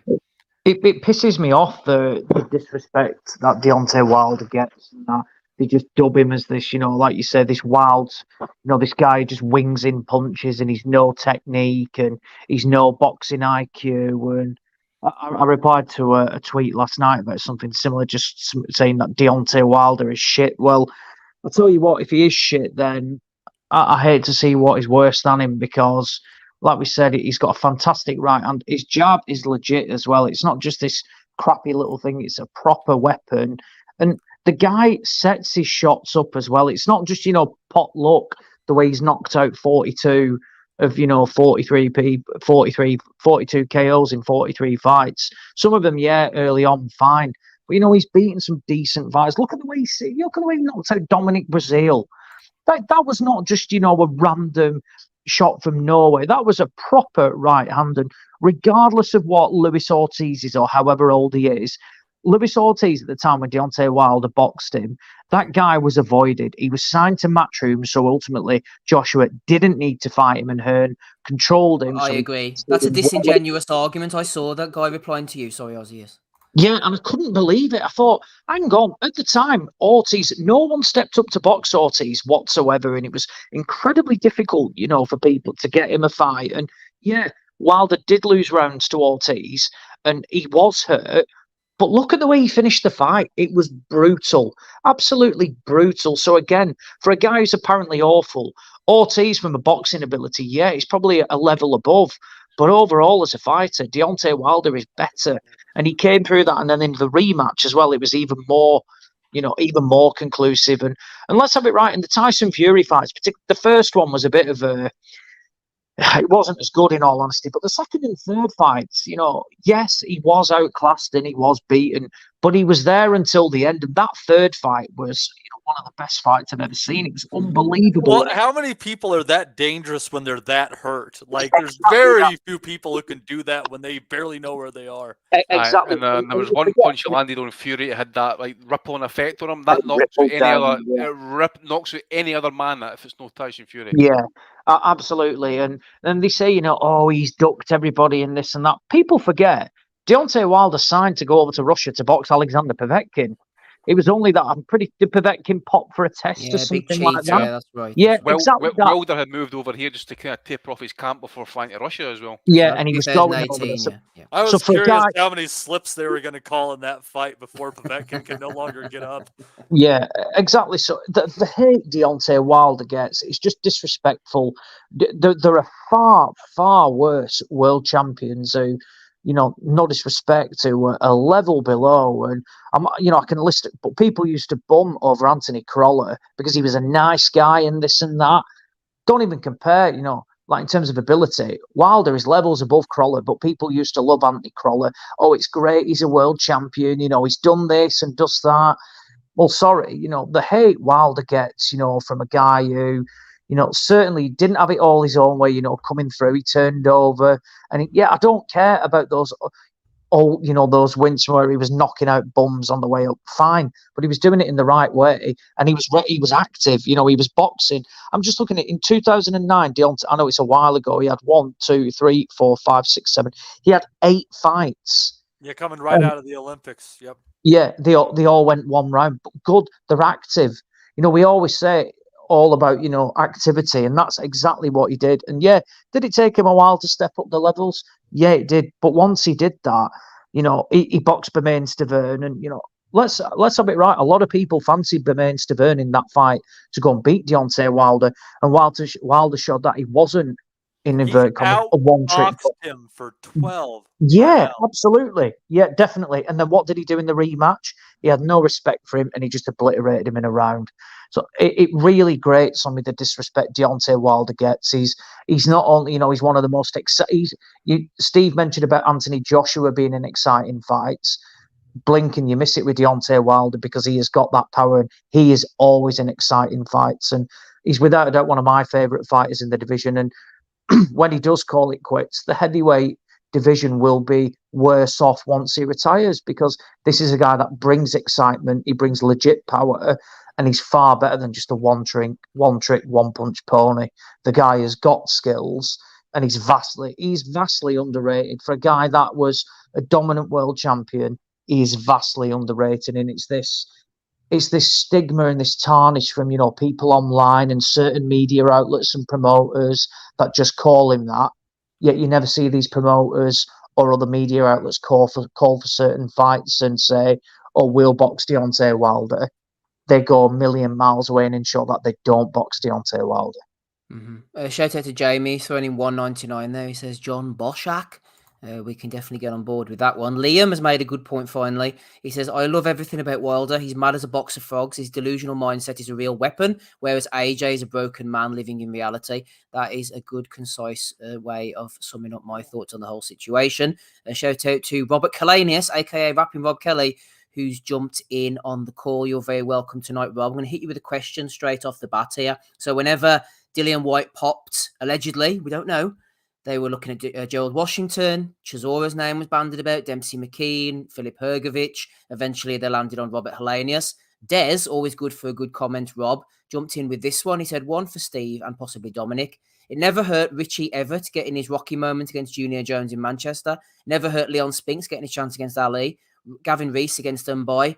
Naz against Bel Castro. The sport, Rob, is littered with fighters seizing the moment. When a door closes for one, it opens for another. I'm amazed Sky haven't thrown Fraser Clark in. That's the kind of attitude that would have benefited of this opportunity. But we ended up with Helenius, Rob.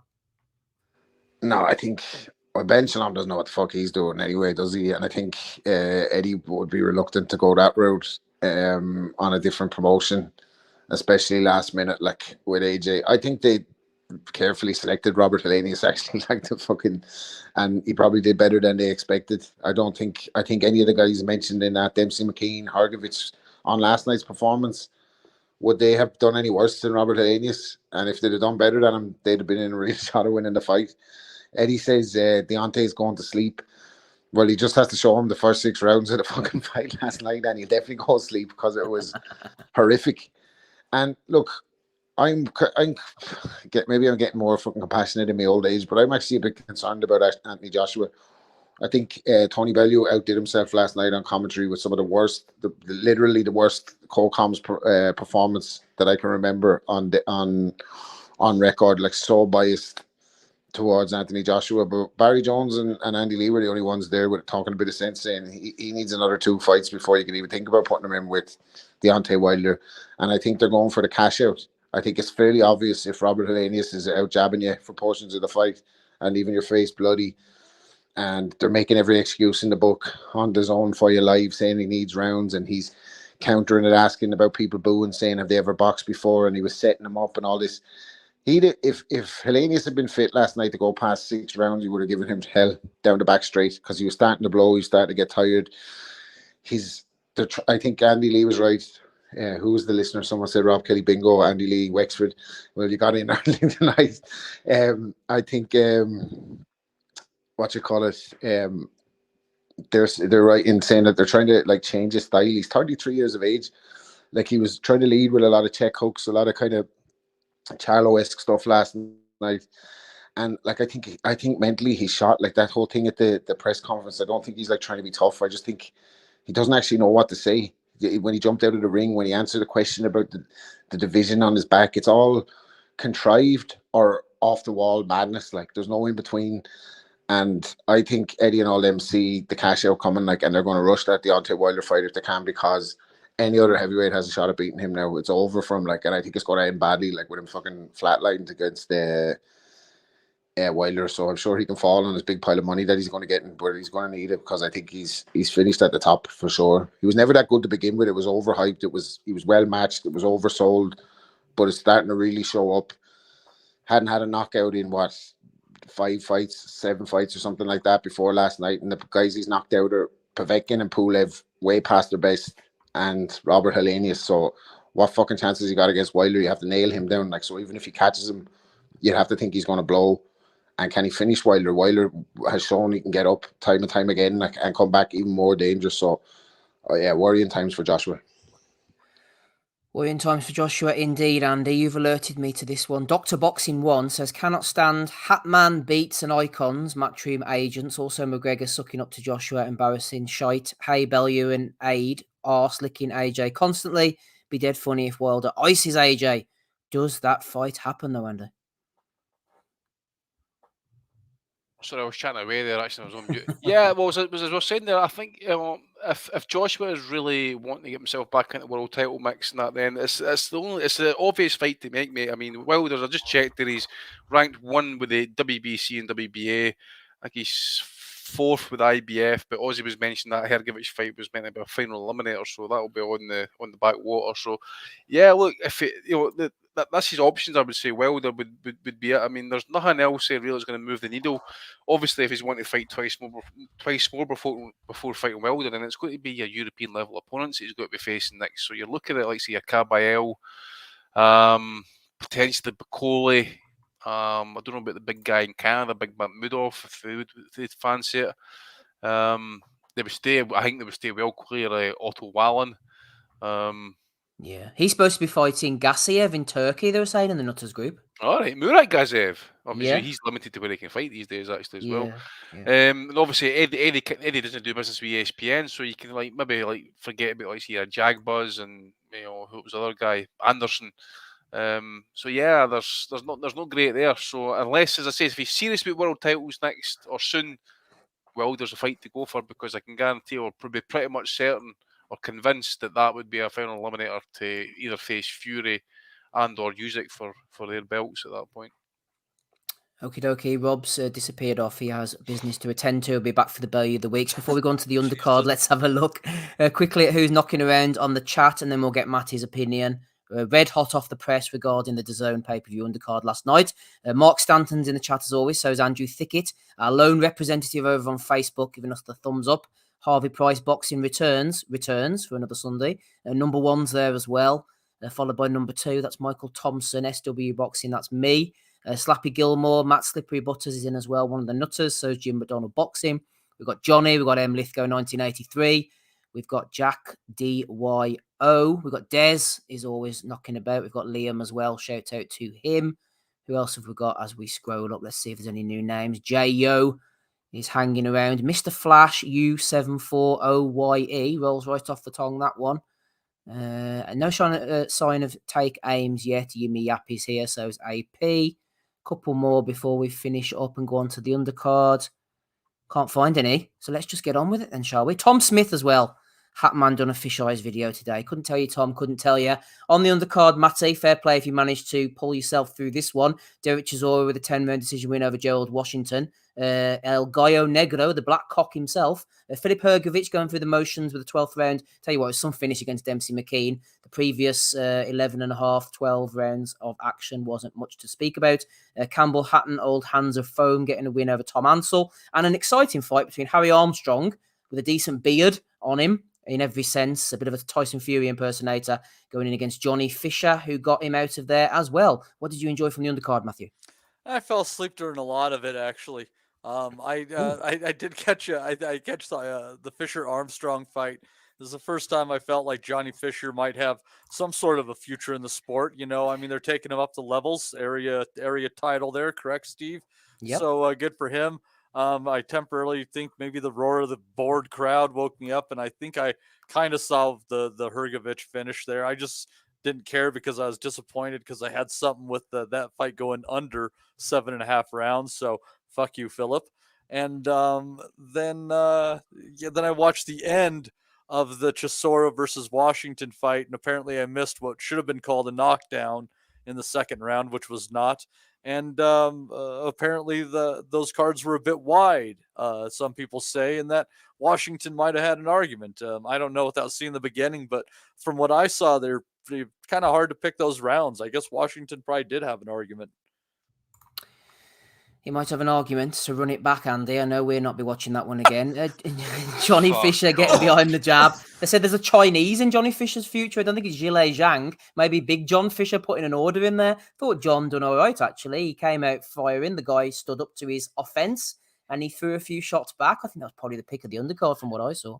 For what I saw it, mate, I mean, look, that Armstrong, he took a bit of beating, I suppose, and like it was down about 4 times or something along those lines, and then he just gradually wore down and exhausted, and part of that as well, just taking a bit of a beating in that, and the corner throws in the towel.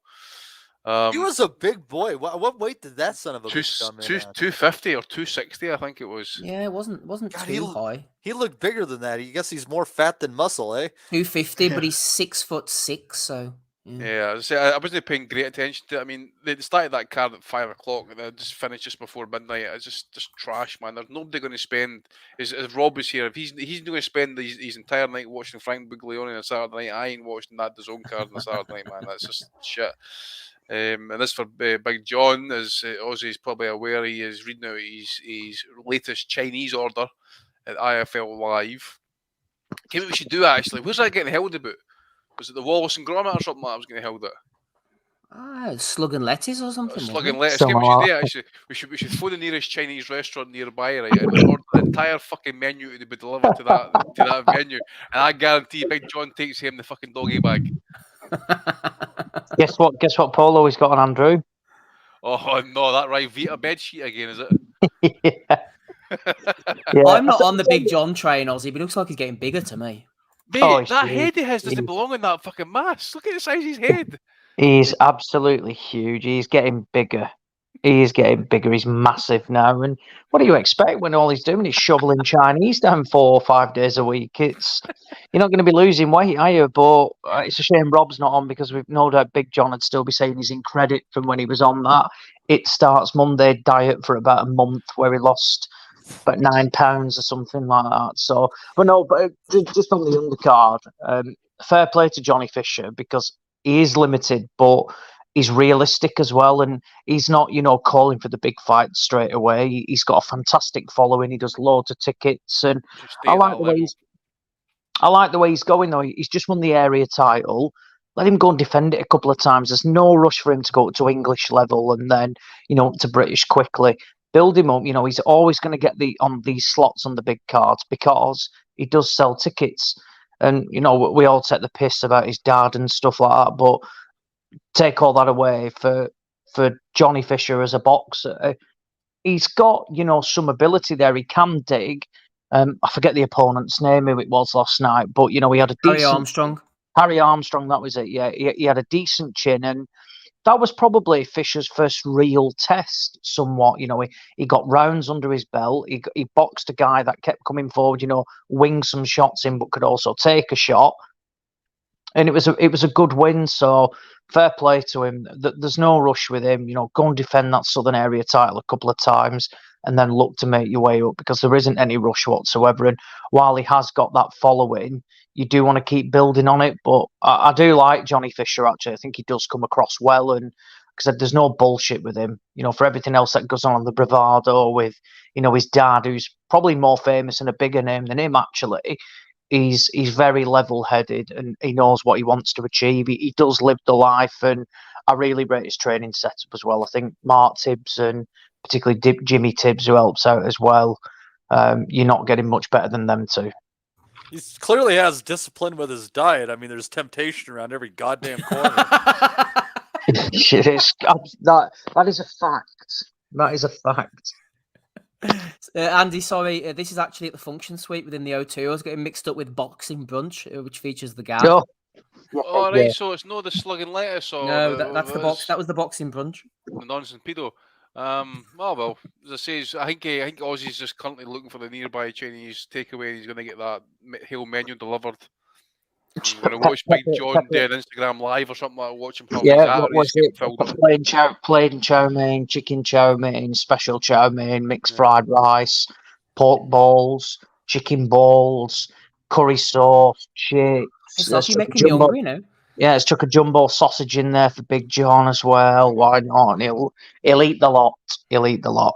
But can we just say, by the way, what from one ringside last night, world champion Ebony Bridges, who was more a promotional girl last night for Conor McGregor's creamiest stout. So paydays are clearly drying up for Ebony when she's getting paid 20 grand to go and be a PR girl for Conor McGregor's creamy stout.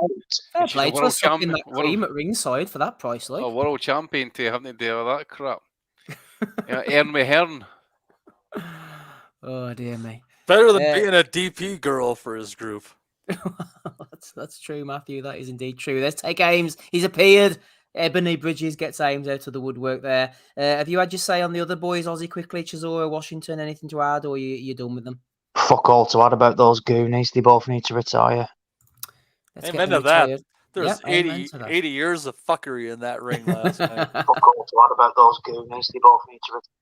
They are. He's so angry. He even said it twice. Right, Matty, let's move on to the MGM National Harbour in Oxon Hill, Maryland. About 50 people in the crowd by the time the main event came on. Obviously, they were all there for the undercard participants. Emmanuel Rodriguez in the main event, Matty, winning the vacant IBF bantamweight title against Melvin Lopez. All scores of 120-105, given the fact that after being outboxed for 12 rounds, he spent the last 30 seconds going down 3 times, Lopez.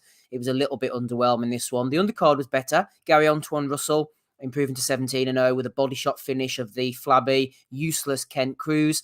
Another L for me on the prediction league. I thought Trayvon Marshall was one of the next big things. He would knock out the former cheat Gabriel Maestre. He didn't. He got absolutely iced in the second round. What did you see of this one, Matty? Yeah, that Joe Kennedy putting that one in the prediction league with Maestre at double points. And guess who picked Maestre, Steve? Not me. Joe Kennedy.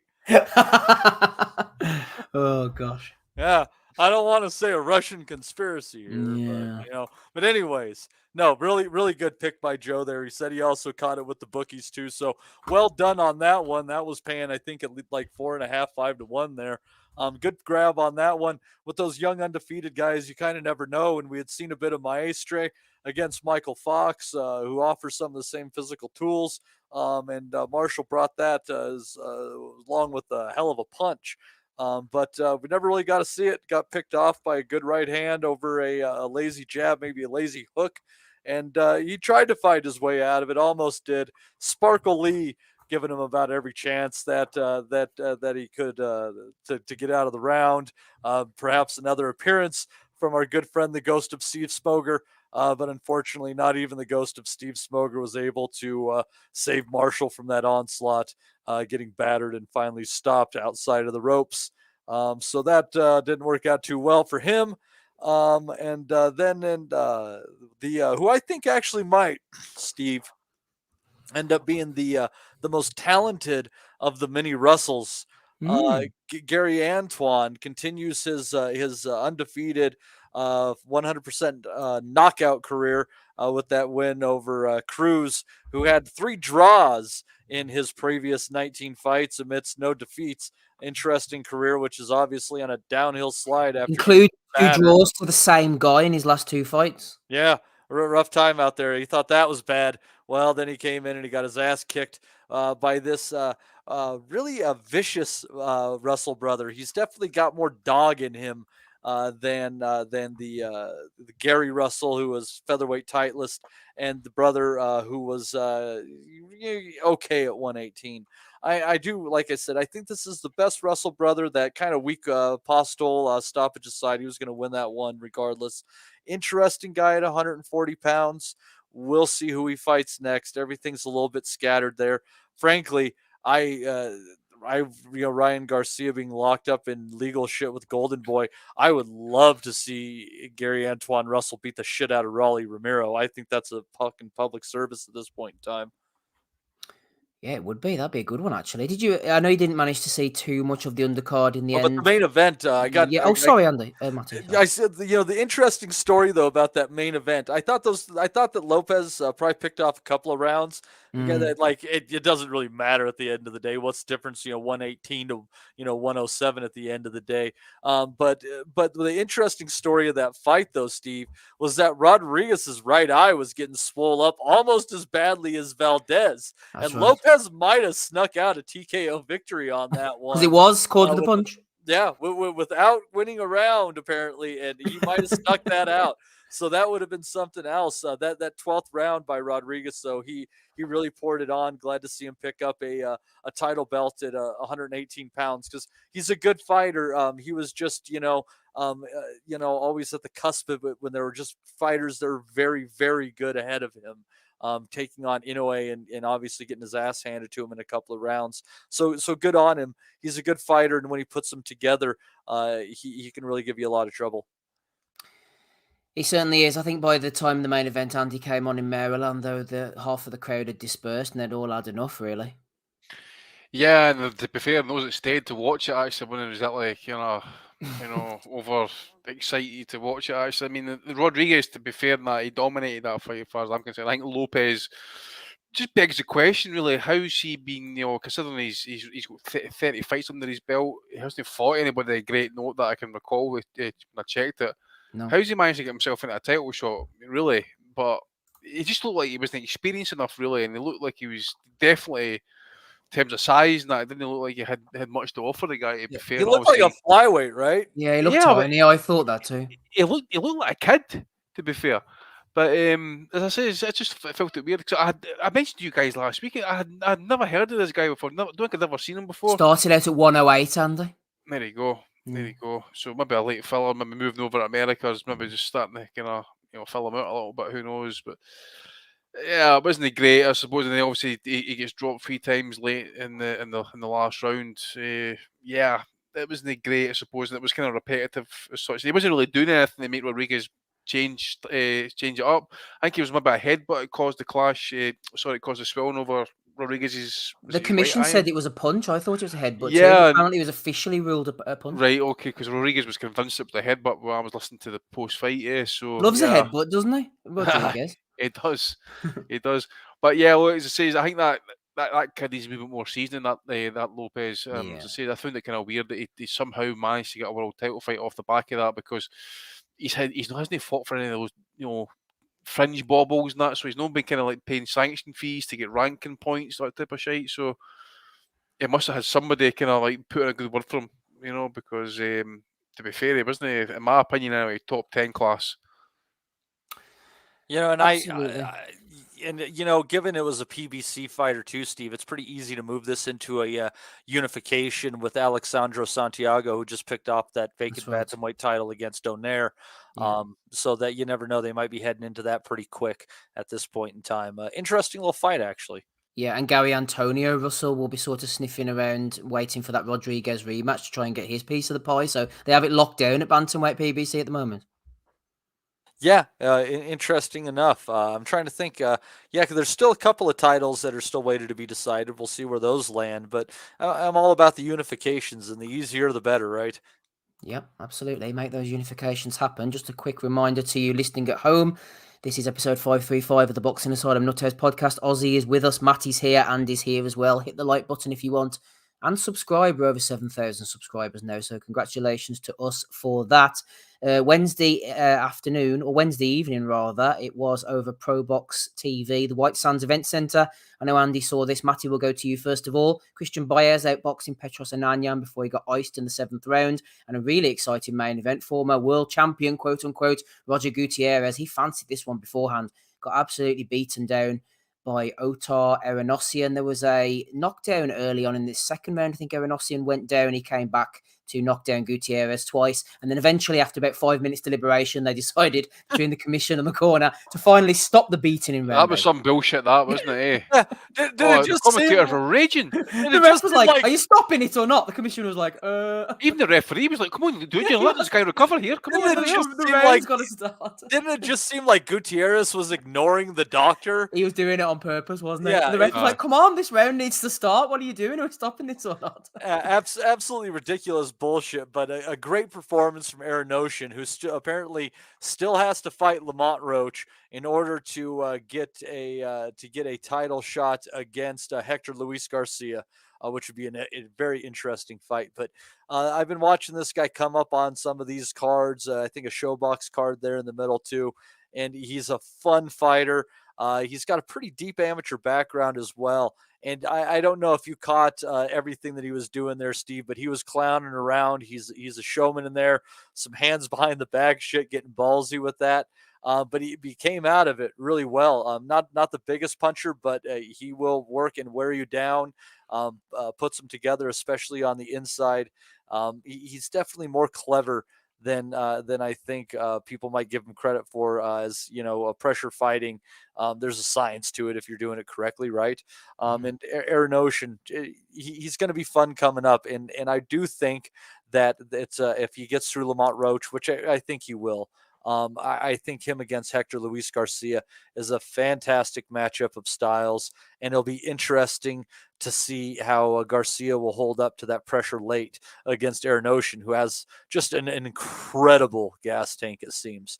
Also, it was a kick watching an Onion get that come from behind knockout victory.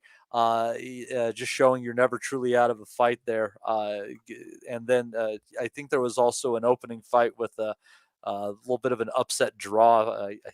Might have been, but decent card from ProBox this week. World title eliminator fight in there. So good stuff on a Wednesday night. I hope you guys enjoyed it too.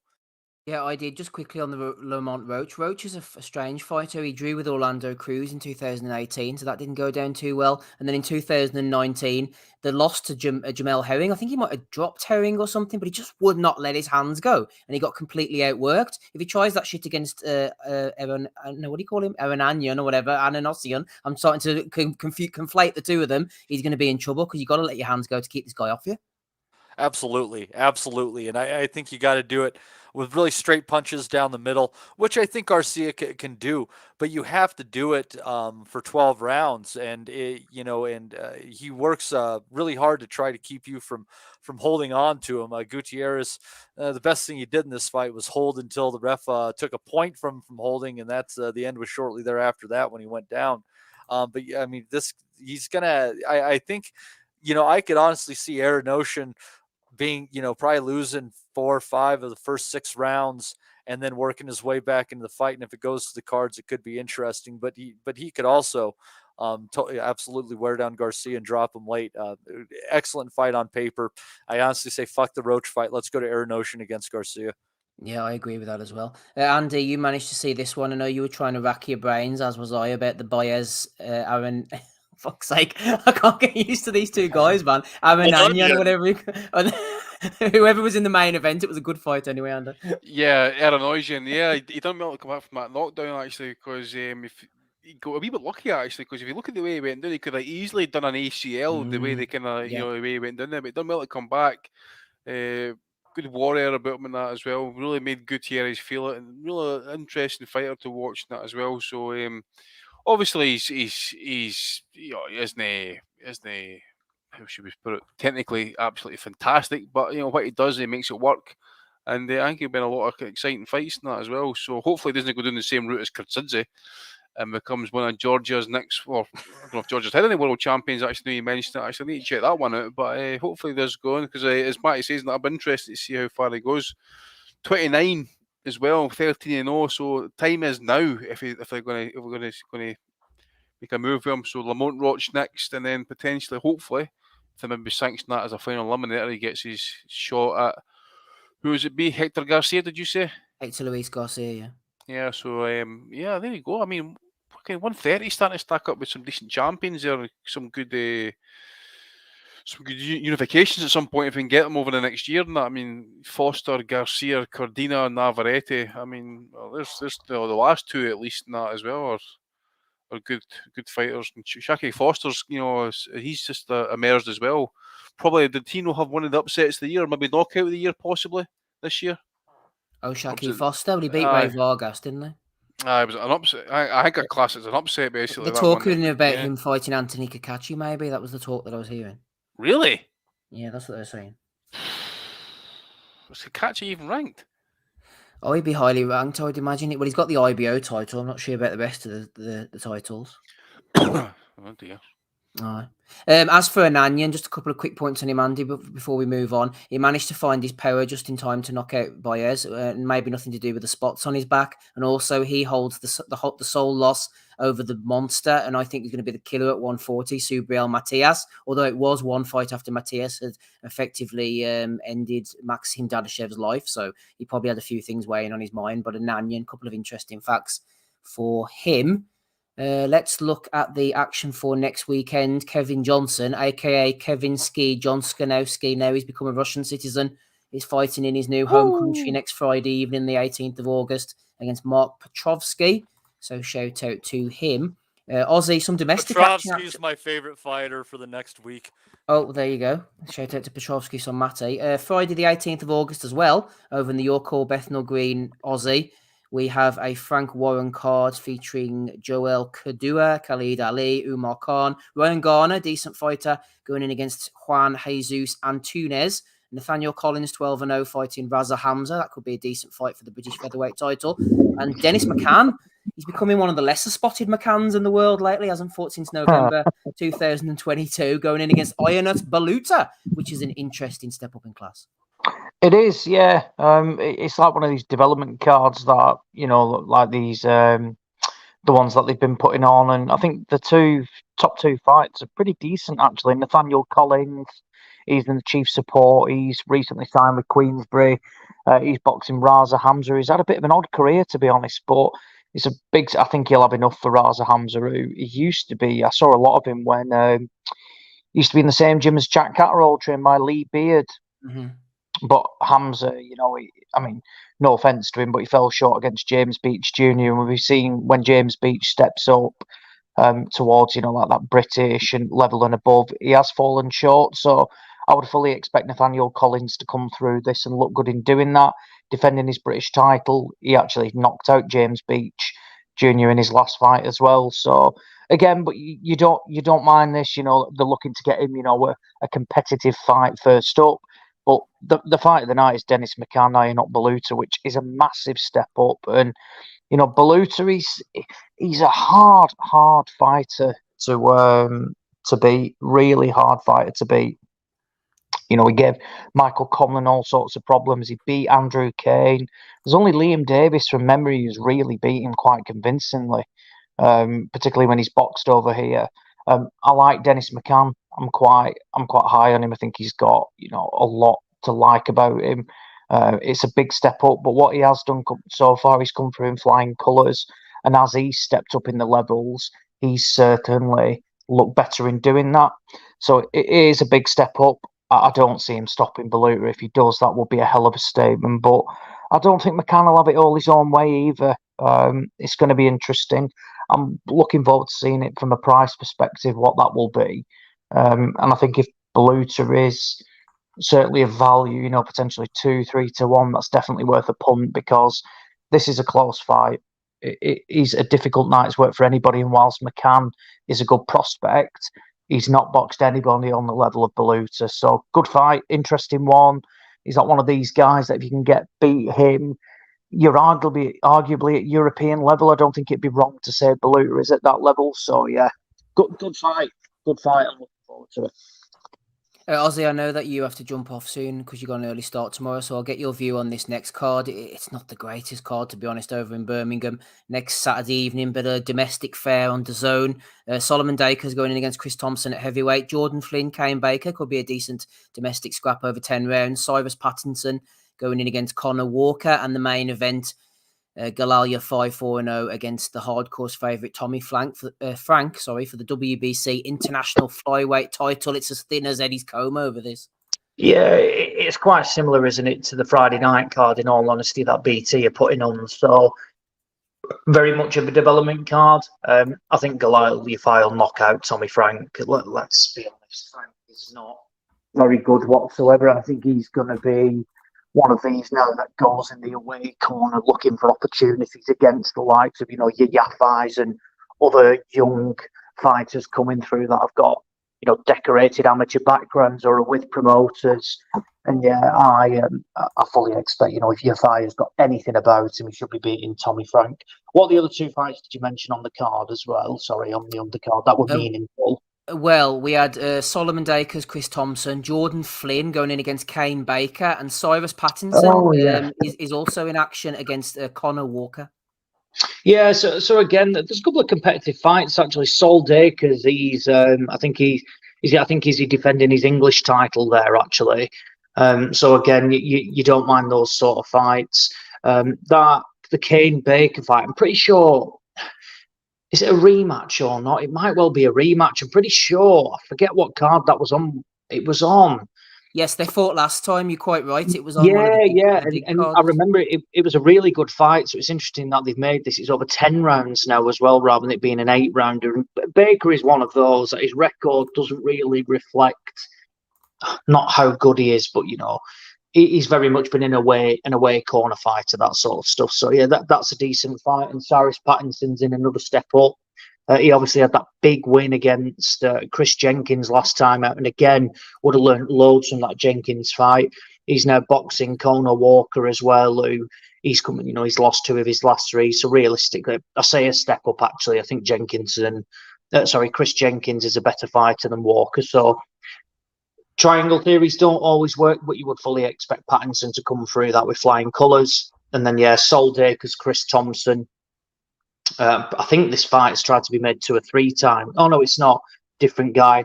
Boxed Evgeny Romanov, this Thompson. That was it. It's South African. But again, don't mind the way they're matching Sol Dacres, to be honest. He's, 6-0, coming through the ranks. He's not the heaviest, biggest puncher in terms of a heavyweight, but he's certainly got more skills. So again, it's very much a development card. I don't think it's fantastic, but it's like the Friday night one. If you combine them together, you'd probably have a show that's got 5 relatively competitive fights on it. So again, we're on slim pickings in the UK again this weekend coming up. It is pretty slim in the UK. There is a card over in the States on the Caribe Royale in Orlando, but it's nice and sunny there, Matty. You have alerted me to. Nestor Bravo, 21-0, 15 KOs. He's near 30. Time to step it up now, the Puerto Rican, in a nice little step-up fight against Will Madeira. You might remember he had Brandon Lee, undefeated, heavy-hitting showbox prospect, in all sorts of trouble before coming back to lose on points in, when was that? August of last year. So yeah, pretty inactive. Actually, he's been out the ring for nearly a year. Time does fly, Matty. It waits for no man. Are you expecting Bravo to get the job done on DAZN against Will Madera? You know, I'm gonna have to go and kind of look through some of his performances here. I'm looking through, and he doesn't really have any particular names that I know off the top of my head. I think I might have seen the Adrian Young fight for some reason, but there's not particularly anyone interesting on the resume of Mr. Bravo. So you never know. Madera is a decent little fighter there. You know, he actually had a win earlier in his career over Thomas Matisse. So that, be interesting looking at this one. If Madera's coming in as an underdog, I mean, he could very well score the upset here because he's definitely the more experienced fighter. And you kind of wonder with some of these island fighters when they've been kept with low level of competition over their career and they're at this age. I mean, it's not like there's not opportunities in Puerto Rico to be seen. You know, Samson lurks around the Dominican Republic. You know, if you've been hanging around for years and you're 30 years old and you fought nobody, there's probably something wrong. So we'll see here. Mr. Madera might just pull something out on this DAZN card on Friday night. See, Boris, this guy's like that kind of that Lopez kid for last night. Actually, you know, he's basically, as Matty says, he's been kind of like floating under that radar. And just all of a sudden now he's been getting prime time slots. So I'm interested. See that Madera got iced off your man Felix Verdejo. Yeah, that's right. That was when Verdejo was riding high, wasn't it? Yeah. When he was free to fight. Aye. You check out him now actually because he's still in custody. No, he's going to jail. He got found guilty on like 3 or 4 charges or something like that. He's fucked. Yeah. What's he get? Like lifetime? Oh, you'd imagine. I think so. Yeah.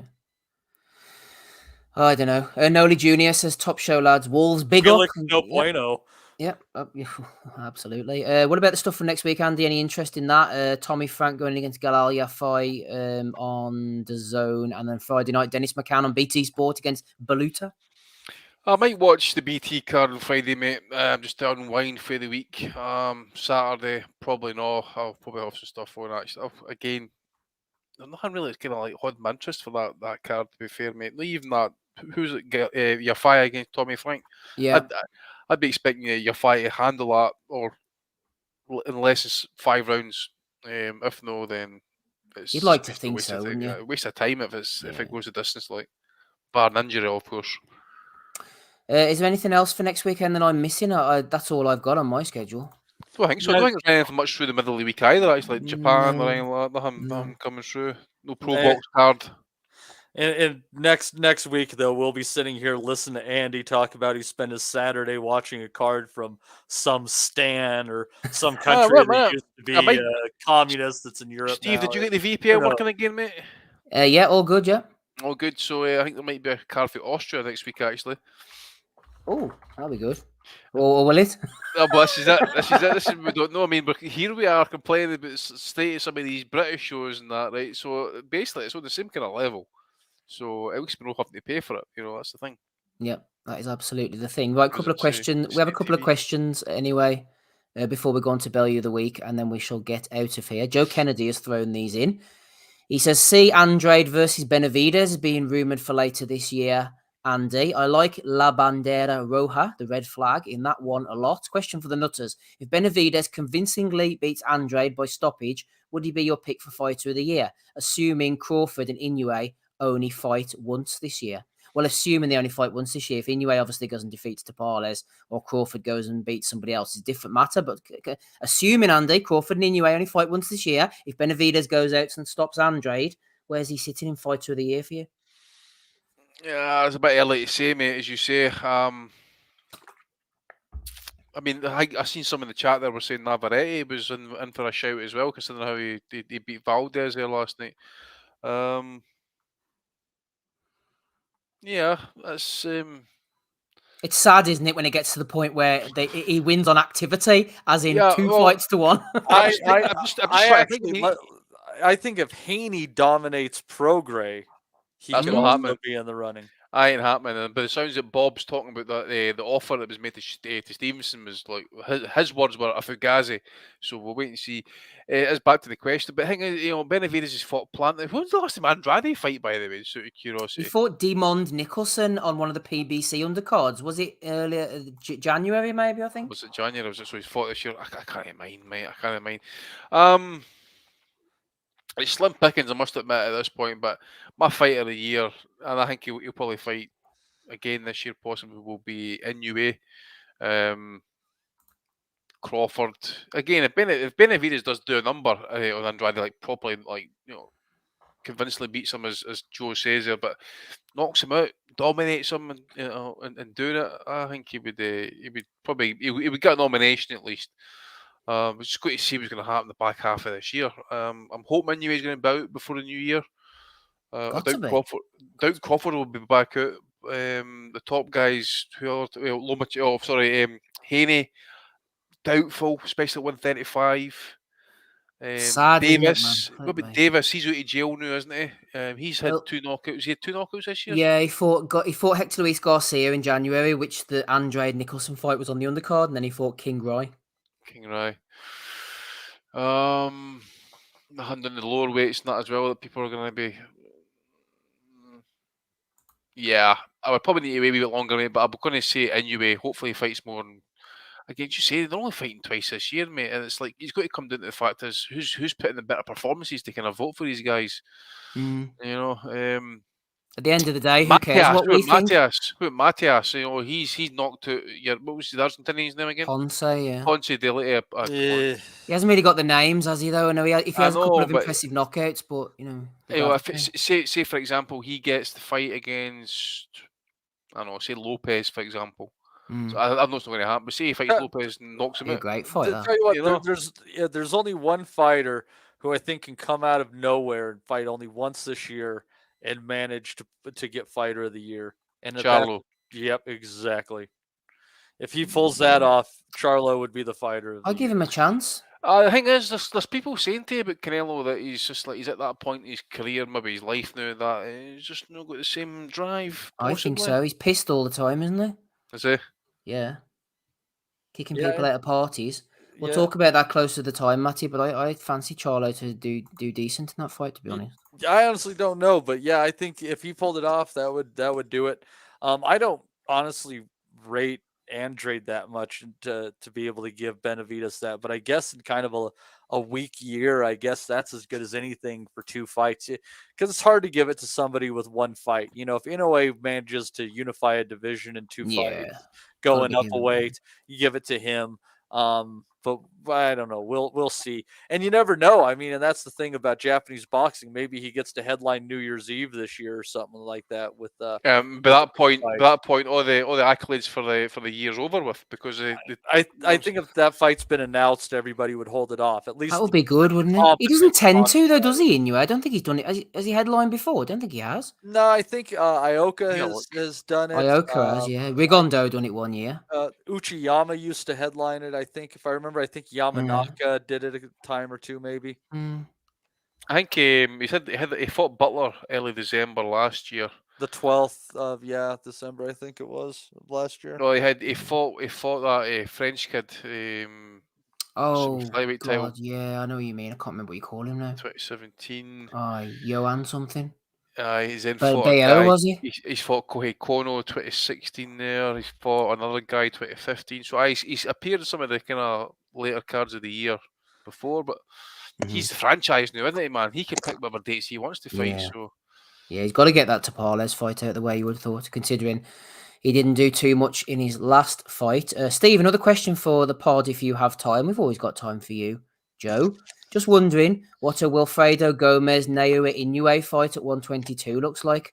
Love the punches from the past with him and Sanchez, by the way. So shout out to me and you, Andy, who recently did the Gomez-Sanchez. Could you imagine that? Naoya Inoue against Wilfredo Gomez. That'd be carnage, wouldn't it? 122. Oh, mate. Can you imagine Gomez coming out there the fucking first 2-3 rounds, mate? Just want to do damage, and then Inoue just gradually getting in there and throwing his right hand in there. It's a cracker, mate.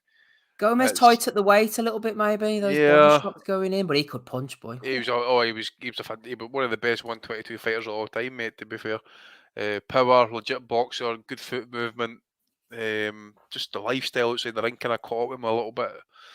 It's a great one, and it's not one I'm going to say one way or the other on that, but it's yeah, it does beg the question. And you remember as well, Gomez was a 15-round fighter as well. That's right. It's the other thing, and he fought the best, dominated his division, Hall of Famer, has to be respected, and the power was legit. And the thing is as well, the way he walked out to fight Sanchez, but Sanchez was the betting underdog, and within, what was it, Steve, the first 90 seconds, so, yeah, Sanchez caught him a left hook in the right hand, and it was like, okay, this is a totally different fight now. Gomez dominated his division, moved up to fight Sanchez, didn't come off, went back down, dominated his division again. Yep. That's basically it. But he, as an amateur and that as well, as I think he probably need to check, but I think he won world amateur gold, and he went to Cuba, and he noticed to go to Cuba, he beat the local Cuban as well to win it. So it was a big upset then as well. Great fight. Who would win though, mate? Who would you pick? I'd pick Inoue, to be honest. I just think because of the boxing ability, but the punching power, as hard as Inoue hits, Gomez could hit really, really hard. But I think given the fact that Sanchez used the jab and was able to outbox him at times with the head movement and all, given what Inoue showed against Fulton, the adaptability, the versatility, hand speed. I think he'd be able to outbox Gomez long enough to. I think that could be the key difference, the hand speed actually, because you remember that right hand that he chipped fucking Fulton with, man. Honestly, it was like a fastball. It was woof. You almost blinked it in real time. Actually, to be fair. Yeah, but he'd have to have his wits about him for the first 4, 5, 6 rounds against Gomez. Without doubt, as you say, maybe tight of the weight, maybe Inoue starts getting in there on top of that, maybe around about the late half. Okay, thank you, Joe, for those questions. Excellent stuff. That is everything we have. We shall move into the Bellew of the Week. Andy's here, Matty's here, and Steve, so actually, is me. I have a quick interview that I'm here to bring you. It's a surprise guest, Steve, and I hope you're ready for this one. Bear with me here. Hope I am too. Okay. Let's see. Oh God. Now, how do I do my? Hold on. It's not me, is it? No. How do I do my solo layout here? Let's see. This is going well. Yeah, this is going really, really well. There we go. Planned. There we go. There we go. All right. As you can see here, I have Mr. Goat, and Mr. Goat says that he was present at the Wellings Ranch. Mr. Goat, would you please describe the sounds you heard that day when the goat that Mr. Flexen mentioned finally met his demise? What were those sounds like? Oh my, the horror. If you notice here, he's missing an ear. Please, would you echo another one of those screams if you lost that ear at the Wellings Ranch? Oh, that's terrible. Please, I ask you, if you had a chance to go back there and confront Mr. Wellings, but you would have to go to his place, would you take that opportunity? Would you be willing to go with me? Sounds like he has been scared silent, Steve. So another victim has been shut out from justice. Yeah, I don't quite know what to say to that, to be honest with you, Matty, but thanks for that. Maybe this is the only reply I can give you. This is Father Dave, and you're listening to the Boxing Asylum podcast. Could be the last time they listened to it after watching that. No goats were hurt in the making of this podcast. I don't know where he's going with that, but fair play. It's a bit like Clint Eastwood with the chair, wasn't it? Anyway, on to episode 535 of the Bellew of the Week. Matty's there with his interviews. Andy's here as well. We're hoping Wrapping Rob Kelly can join us as well. You asked me earlier to cut this one, Matty. I have managed to deliver as best as I can. And Michelle Joy Phelps, she might have left. Is it behind the ropes, behind the gloves, up the ring, something? I don't know. Anyway, she's with Fight Hype interviewing AJ, talking about his post-fight activities after beating Robert Helenius. Right after you knocked out Helenius, you did this whole gesture, and you were like, I swore you were like, fuck everyone in here. Like, I don't know what you were saying, but it was definitely like a fuck you to everyone. No, I just obviously when you're in training camp, you haven't had sex for a while. So okay. I'm thinking, Okay, so that might, like, testosterone's on a high and stuff. So, okay. yeah, just emotions, you know. Testosterone's on a high. That's what happened to Dillian White, Andy. Fucking T levels are fucking sky high. That's what happened to Conor Benn. T levels were high, baby.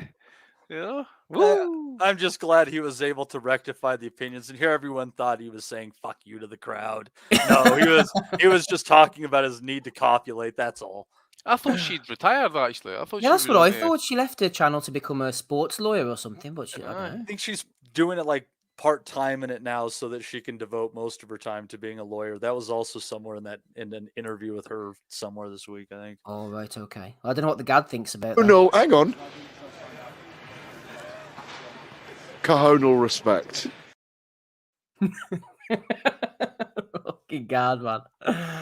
Oh, he's always up to something. Anyway, let's move on to the Bellew of the week and see what we've got going on here. Hearn, Matty, is distancing himself from Dillian White's drug testing scandal. I don't know him well enough, says Eddie. And the chief points out White has headlined 7 pay-per-views under Hearn, yet all of a sudden he doesn't know him. Yeah, that I guess Eddie has officially run out of excuses, having to exhaust all of them on Connor Benn. So Dillian's just shit out of luck. I couldn't be bothered actually sending you the clip because I didn't want people go saying, "Oh, you've been going on about all the clips maybe 10 years ago," but this one was most recently, right? It was in Fitness Magazine apparently. Video that Eddie's in the gym doing some curls, I'm saying to myself, and he says, yeah, so this is like maybe about a month ago, and he says, Dillian White told me to do this. So this is more, he gives you better advice than what you think then, eh? Doesn't know the guy though, apparently. Fuck's sake. He's class. Do you remember that interview? I think that someone did a hit piece on him in the Times newspaper whenever they went out to Saudi Arabia, and he was like, Eddie's like all over everything until people start asking questions. And then he's like, "Oh, nothing to do with me, Gov. It's above my pay grade." And all this Yeah, if he fucking Teflon, man, I'm telling you, he can fucking make it deflect. He can do it like. He can deflect, can old Eddie. Joel Washington's going to be deflecting from this. I had to put a little bubble over it before the YouTube algorithms get hold of us.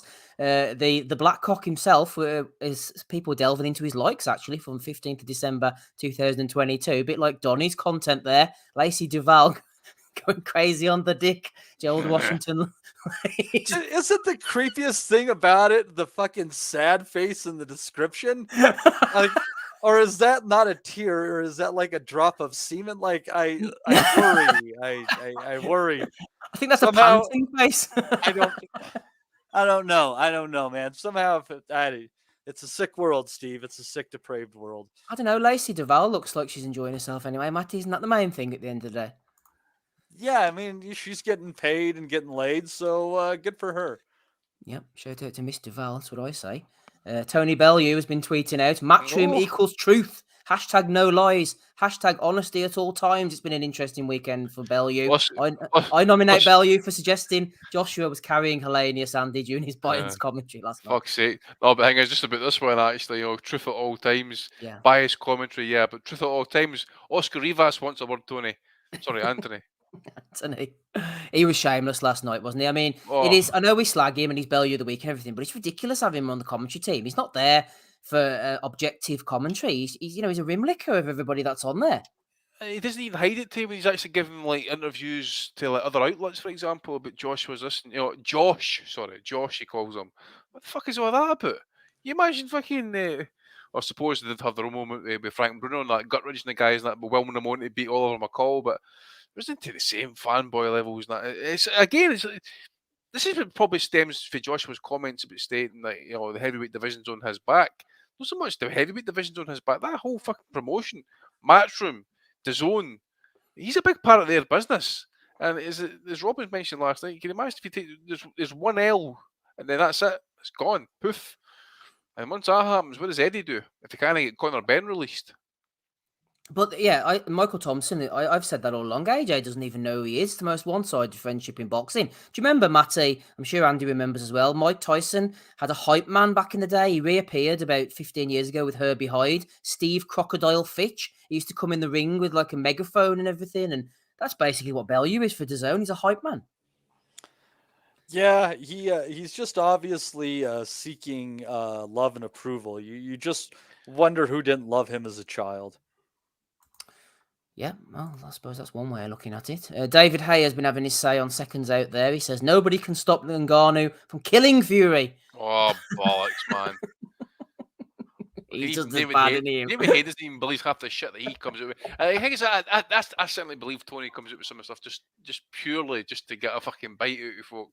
But he's out there saying the news that that was the greatest knockout in 2023 so far. That one there last night. I named them fucking 3 back in response that were fucking far better against far better opponents who weren't on a week's notice.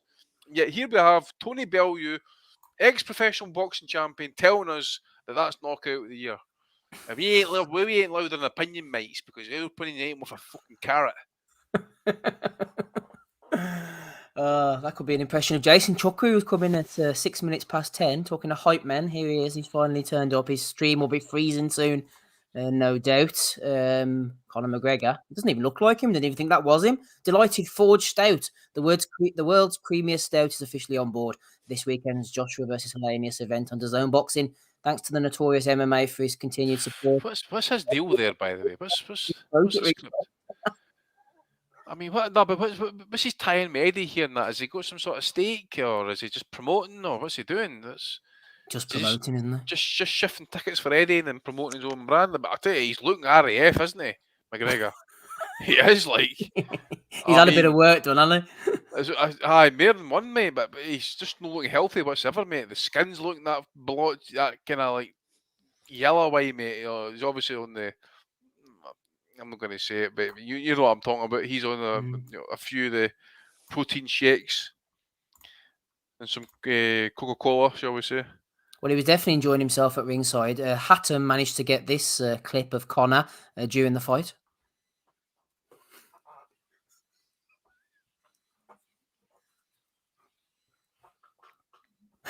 Shadow boxing under the ropes, no less. Why does he tell him that's not acceptable, by the way? He was he was fighting an invisible mascot. You used to see them, Steve, right? You sit ringside and you got the camera like panning into the crowd before like, a fight starts, and it zooms in and you got some fucking young muppet standing there, fucking shadow box in front of the camera. You're like, fucking hell. But this fucker, I just think, did you say it was with Peter Sutcliffe there last night as well? Peter Sutcliffe. Peter Sutcliffe. What's his name? What's his name? Sutcliffe. Phil Sutcliffe. Phil Sutcliffe. Peter Sutcliffe. Sorry, Phil. Phil Sutcliffe. But he's sitting there, standing there enjoying the pints with Cookie Corner there last night, man. Peter Sutcliffe is Frank Bruno's mate, isn't he? Do you remember? Wasn't it that Jimmy Savile set him up, didn't he? And Frank accidentally shook hands with Peter Sutcliffe. Do you remember the infamous photograph? Oh, God, aye. I'll have to try and fish it out. Frank Bruno was raging about that, like. I mean, this was going to happen to AJ at one point. He ended up camping out his garden like Bruno at some point, man. The way he's gone as well. Fuck's sake. Oh, dear. Anyway, moving on. Joe Kennedy, threw in the questions earlier, has alerted us to Alex Jahani. He says, apparently to DAZN Boxing, DAZN Group, cancelling your subscription is English for disable auto-renewal. Cancelled my plan months ago, but I'm still being charged month by month with no form of customer service being able to explain their reasoning. No number available. Someone needs to get the ombudsman after Eddie, says Joe Kennedy. They're having a mare with DAZN. Matty, are you still signed up to DAZN? Yeah, I just have nothing to do. How much you paying a month for that shit, or a year? I don't know, like 25 a month or some shit like that. It's a lot. It's like the thing, here's the tough thing about, like, I constantly explain, like, you go out and you have one drink and you're at, $6, $7, over $10 if you're getting like a premium cocktail. I, watch fights a couple of times a week, and, it's like cost me like $5-6 a week. I mean, it's stay in, don't spend money. There's the photo I was referring to. He's a bastard, wasn't he, Savile? He hoodwinked Frank into shaking hands with the Yorkshire Ripper, a notorious English serial killer, Matty, in some mental asylum. Oh, poor Frank, man. We need to find Frank's fucking response to that, by the way. He was raging. I was reading about it. Oh, came out, I was like, remember the Johnny Nelson thing when he phoned the police about the dog? Yeah. I need to go and pull that screenshot up somewhere, by the way. Dude looks like the freaking biker guy from Bloodsport. Oh dear, he's not someone to be messed with. Anyway, he looks like a bushwhacker for the WWE. shell suit and all. You have to be bald, wouldn't you? Basically, we're looking. Steve, I can make it that phone number there. By the way, I know, but I'll just read it out quickly and then we'll move on. Joseph says, Johnny Fisher, I'm going to take this title to my granddad's grave, and he's going to be the proudest man that ever lived. The right Partridge moment, that one, eh? Oh dear. Shout out to Johnny Fisher. Kevin Johnson becomes Russian. Changes his name to honor Vladimir Putin. We mentioned that one earlier. They are, Matty. He's no longer a citizen of yours. He's moved on. He's wanting that bag. Eat a dick, safety pin. Oh, poor safety pin. 21 losses on the record now. It might be 22 come Saturday. Someone who's not used to losing is Clarissa Shields.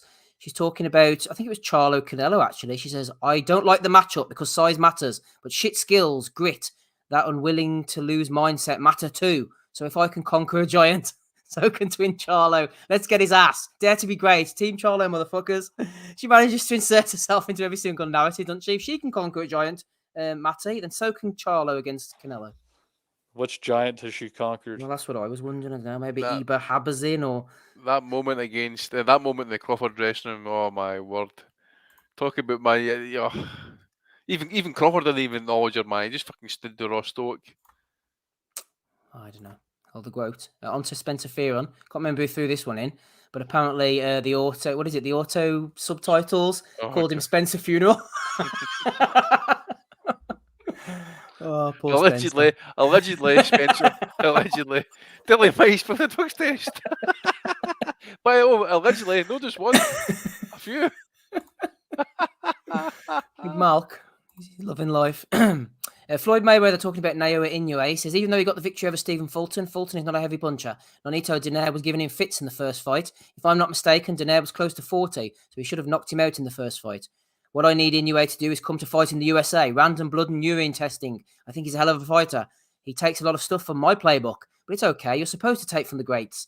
I would like to see him fight Gervonta Davis at a catch weight. He's a salty bastard, isn't he? Having all that money and being so bitter. He hates to see anybody doing well, mate. My God, or even potentially even better than. But what's this? Again, this is the thing about what was it that was going on about the drug testing. Yeah, this was Fulton's team and also going on about the gloves or the hand wrap and that type of thing. That's right. And of course, it quickly becomes factual amongst certain communities. So yeah, what can you say, mate? He must be a miserable bastard, Floyd. He's got all the money, but he's just got no friends. Has he, like, sitting there stewing all the time with his fancy cars and that? I don't know. He's dead salty. I mean, it does seem a bit of a lonely existence. A bit. Fucking do you do, man? You're sitting about all day with all that cash, all those houses, all those cars. You're like, fuck, man, I'm still bored. Mm-hmm. Anthony Fowler's loving life. He's not in the ring anymore, but he's turned up on a billboard. I can't remember where this was, actually. It's not Stoke, maybe. Trusted by the best. Loved by all. Supreme CBD. They are a trust pilot as well. It's trusted by the best. Loved by all. Matty, are you getting a bit of Supreme CBD over there in the US of A? Yeah, I live in a legal weed state. I just smoke pot like an adult. You should be able to find out where that place is, Steve. You just Google that fucking street address. Was it Glebdale Road? Glebdale Road. Yeah, let's have a look, shall we? This is not my handiwork, by the way, for this photo. Stoke-on-Trent, he asked. It was Stoke, told you. So, but no far for Aussie. Aussie should go in there and fucking vandalise that fucking... Go and spray over it. Jason Chukwu wants on the call. I don't think I can let you on now, Chukwu. I can't. Yeah, but when I get to bed, Chukwu, yeah, sorry. It was on Rob to come up here by the... He can come on next week. Before we do. Trying to get on before Rob comes back. Shout out to Rob. One final video I have got. AJ, he's got a problem with Helenius and they're beefing. Helenius had the temerity to stare at him during the pre-fight. Stare down. Good, yeah? You're looking at me like you've got a problem or something. You've got a problem with me? I don't got a problem.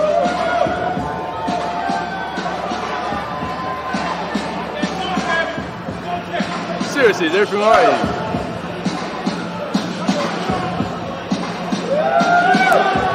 Okay, you know this shit here don't matter. Like, either we're gonna fight now, or we're gonna fight tomorrow. Like, either way, we're gonna fight. Yeah, so all this acting up here don't really mean shit to me unless you're gonna fight me here now. You know what I'm trying to say? So let's stay calm and stay cool. I'm cool.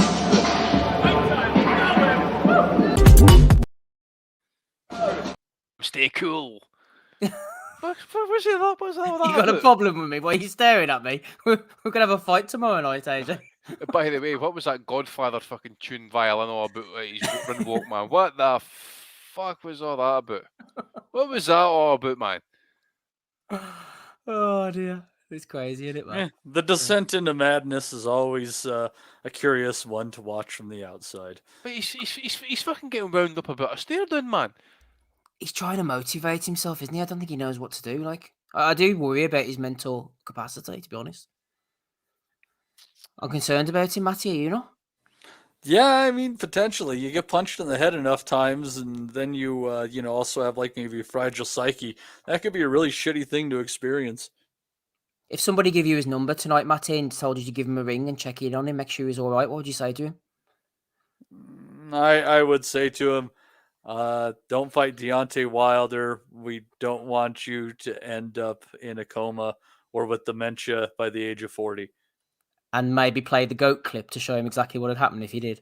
Absolutely. It's like, he's like, do you know what you're going to sound like in 20 years if you fight Deontay Wilder? And that's the only sound you're going to be able to make. And he would be frightened into submission, and he might just hang it up. He might hang it up indeed. Those are all the ones I've got, Andy. What have you got to add to the party?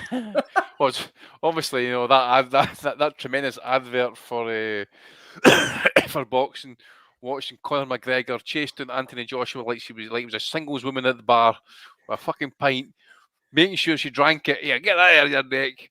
Fucking poor bastard. So anything could have been that. You could be sitting there spiked with cocaine in his system, Joshua, for all he knows, and that. Silly boy. So you got to know better than that, mate. Also, a guy on Facebook, Steve, I don't know if I tagged it into the Bellew account, but a guy on Facebook, I think it was a boxing scene account. Oh. And some of the comments on that link, mate, were just fucking phenomenal. So you got a guy here called Imani Mumbai Bahati, right? Quote, probably AJ's best performance to date. The way he set up that right hand is the best display of ring IQ I've ever seen. And the fact is, I think you can even top Cranford's stoppage against Spence. That being said, Deontay Wilder will comfortably outbox him and probably make him no mass after the second round. So it was not so much the ending, but that comment about the ring IQ was like, oh, that was just what sold it to me, mate. So ring IQ for that one. The Godfather violin, was pugilist really, Gump. Yeah. That Godfather tune really stoked the crowd up last night. That really got the atmosphere going. Why did they do that? Katie Taylor made that mistake against Cameron. They just killed the atmosphere completely. I mean, as if Chisora Washington hadn't destroyed the crowd enough. She played the violin very well, but it's maybe not the time and the place. The missus walked in and says, I thought you were watching the boxing. I says, I said, what are you doing with the Godfather? She says, it's a fucking ring walk. Weird. I don't know if anybody caught that picture with McGregor and Ebony walking in there, but you've got Umar IFL operating in the shadows there with the phone and the photographs, doing a gad there. Umar, come on now, hiding in the rafters, coming out with the phone, taking some fucking pictures and sneaking away again. That's just deviant behaviour, Umar. Come on now. Now when the McGregor got off his choppers there last night, though, after having to stay up and watch that shit, man, fuck's sake. Probably having to do that shadow box just to try and keep himself awake. Eddie Hearn going on about everyone loves the Bosch. Nah, Eddie, nah. If Ozzy was still here, maybe he'd fucking still love that Bosch, so who knows. And the final one for me, Steve, I don't know if anybody caught our man here. I like the Greeters Guild, Troy, I forget his surname. Oh, Troy Hawk. Troy Hawk, I really like him actually. He's good crack. Anyways, he fucking winds up big Del Boy, and Big Del Boy appears back. Obviously, I don't know if it's a setup or what. He says, "I'll fuck you up." What is it? He called them adorable, or if you call me adorable again, and that's what does Troy do? Calls him adorable. Del Boy does nothing. Does nothing. He says you like a big picnic blankets or something, didn't he? He says you're a very frightening tablecloth. That's right. So it's a 10-9 round to Troy right there, by the way. Didn't even move, mate. Didn't even move it. He even had the Roy Jones defense, man, hands behind the back and everything, mate. Didn't give a fuck. Didn't give a fuck. He's ready to Glenn Kelly him. Del Boy done nothing. So one for Troy Hawk there, man, just making up Del Boy as well. That was the most aggression Del Boy showed all weekend. Matty, any nominations from you, please? Yeah, I think I got to give one to Roy Jones Jr., who in interviews is consistently saying, you got to remember that Inoue lost to Donaire. Okay. A simple fact check is going to prove you wrong here. Look at that. It bothered Andy so much. He disappeared, for fuck's sake. It's going to be me, you, and the goat at this rate. This is fucked up. Well, we'll see who the goat goes for this week. Be sure to ask him. But anyways, let's see here. But yeah, that's about it. Excellent. Thank you very much. Thanks to all those. Maybe Andy will come back. Here he is. There we go. He's rejoined us. He's back with us. Yeah. Don't worry. Yeah. Just tabs there. I clicked the wrong one.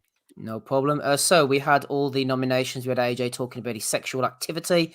We had Eddie earlier shitting on Helenius. We had AJ, you got a problem. We had Conor McGregor punching at ringside. We also had Eddie distancing himself from his good friend Dillian White. Doesn't know anything about him. We had the Black Cock, like in the Black Cock on Twitter. We had Tony Bellew, no lies, honesty at all times, and his general activity and antics last night. We had David Hay for talking shite as usual. We had Conor McGregor again for the Forged Stout. We had Alex Jahani trying to leave the DAZN Hotel California. You can sign up, but you can never leave. We had Johnny Fisher taking the belt to his granddad's grave, which doesn't sound so funny in hindsight, but it was funny at the time. Kevin Johnson becoming Russia has also been nominated. We had the Goat. We had Spencer Funeral. We had Floyd being bitter about Inui. And we had Trusted by the Best, Loved by All, Supreme CBD. Shout out to them. And Anthony Fowler. Who are you going for this week, Andy? It's got to be AJ, mate. It's got to be multiple offences, getting offended by a stare down. He's done multiple times over his fucking life. Yeah, jumped into the crowd at one. I really thought he was going to nail some cunt when he jumped out there for something. You know, it's like the fist bump everybody. McGregor coming running there and like, get this out of your neck, mate. Have a fucking drink of this. I thought it was a Muslim, AJ, as well. That's not going to go down too well with fucking hell. So maybe he's not a fully committed one. Who knows? He hadn't got much choice, to be fair. If anything, Andy, he should be fully committed. Well, the thing is, though, here's the funny thing. I was watching some women's comments on the Twitter about it, and that, and he says, "AJ, you fucking muppet, you could be slipped a roofie in there or something like that." It could have been PED laced. But yeah, he's going to go backstage and piss off. Man. Could have been, mate. He could have woke up in his dressing room with fucking McGregor in a tap here, mate. All right there, lad. What's happening? Oh dear, fair enough. That's a good one for AJ. I don't know where you're going for, Matty. I think I would have gone for Bellew, although it seems a bit unfair now going for Tony with his own award. Who are you going for?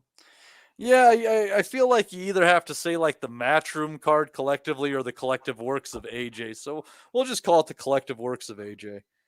Yeah, but it was an alcohol-free drink he had last night, actually. But, you know, would you see McGregor had that filled with alcohol-free fucking stout? Who knows what it would have been filled with by the state of him at ringside under? Oh, mate. Oh, hang on. Bellew's got to be in a strong contention for the commentary as well. Mm-hmm. Well, we'll give it to AJ this week. Congratulations. Yeah. He might be he's carrying the heavyweight division. He might not be carrying any belts around his waist, but he has won the Belly of the Week for episode 535. Congratulations to you, AJ. And that is where we shall end it. Thanks to Ozzy for coming on. Thanks to Rob as well. Thanks to our lone super chatter. I think it was Jamie, was it? Yeah, it was. It was Jamie for throwing in $1.99. Also, shout out to John O'Donovan, who's been a member of the Patreon right from the beginning. He has increased his pledge this week. He's enjoying himself over at patreon.com/Boxing Asylum so much. He's increased his pledge. He's in the Nutters group as well with the Prediction League. Matty, what's going on over there with the Prediction League at the moment? I think we had Maestre, Trayvon Marshall, and Valdez Navarrete were in this week. How did you get on? I got Navarrete correct, but not the method. I think I took him by stoppage. And obviously didn't get Maestre right, or I would have been bragging that one up. So it'll be interesting to see when the standings come up, see how far Mr. Kennedy came, because obviously somebody has to give Mr. Butters a run for his money. Yep, they're enjoying themselves over there. If you want to join them, patreon.com/Boxing Asylum. It supports the pod, keeps the lights on, and you have a bit of fun as well in the Nutters group and the Prediction League and all the other things as well. Shout out to Hattem. He says, "Nice one, lads. Cheered me up after an incident with some rent boys." So hopefully everything's all right with you, Hatton, James as well. Shout out to AP. And I saw MB in earlier as well, alongside Cedric Sniff. Matty will be in the hot seat next week for episode 536. Don't forget to like and subscribe. We might get to 8,000 subscribers before we finish. Who knows? I've been Steve Wellings. Thanks to you all for listening. We'll catch you all again, same time, same place, next weekend. And bye. we'll never forget. Yeah, I think that's good happening. Go to animals! We want to be honest, yeah? Crying like a little bitch. I've never met a fucking swank that can fight me. I fell asleep. I fell asleep. You're a fucking bum, you're a fucking asshole. Rumple fucking Stiltskin. But allegedly, Oscar Rivas has failed a test. 7 year ain't it? 7 year ain't it? I will fucking smash fucking you. I hope you fucking die. Be safe. I love boxing sounds, simple as that.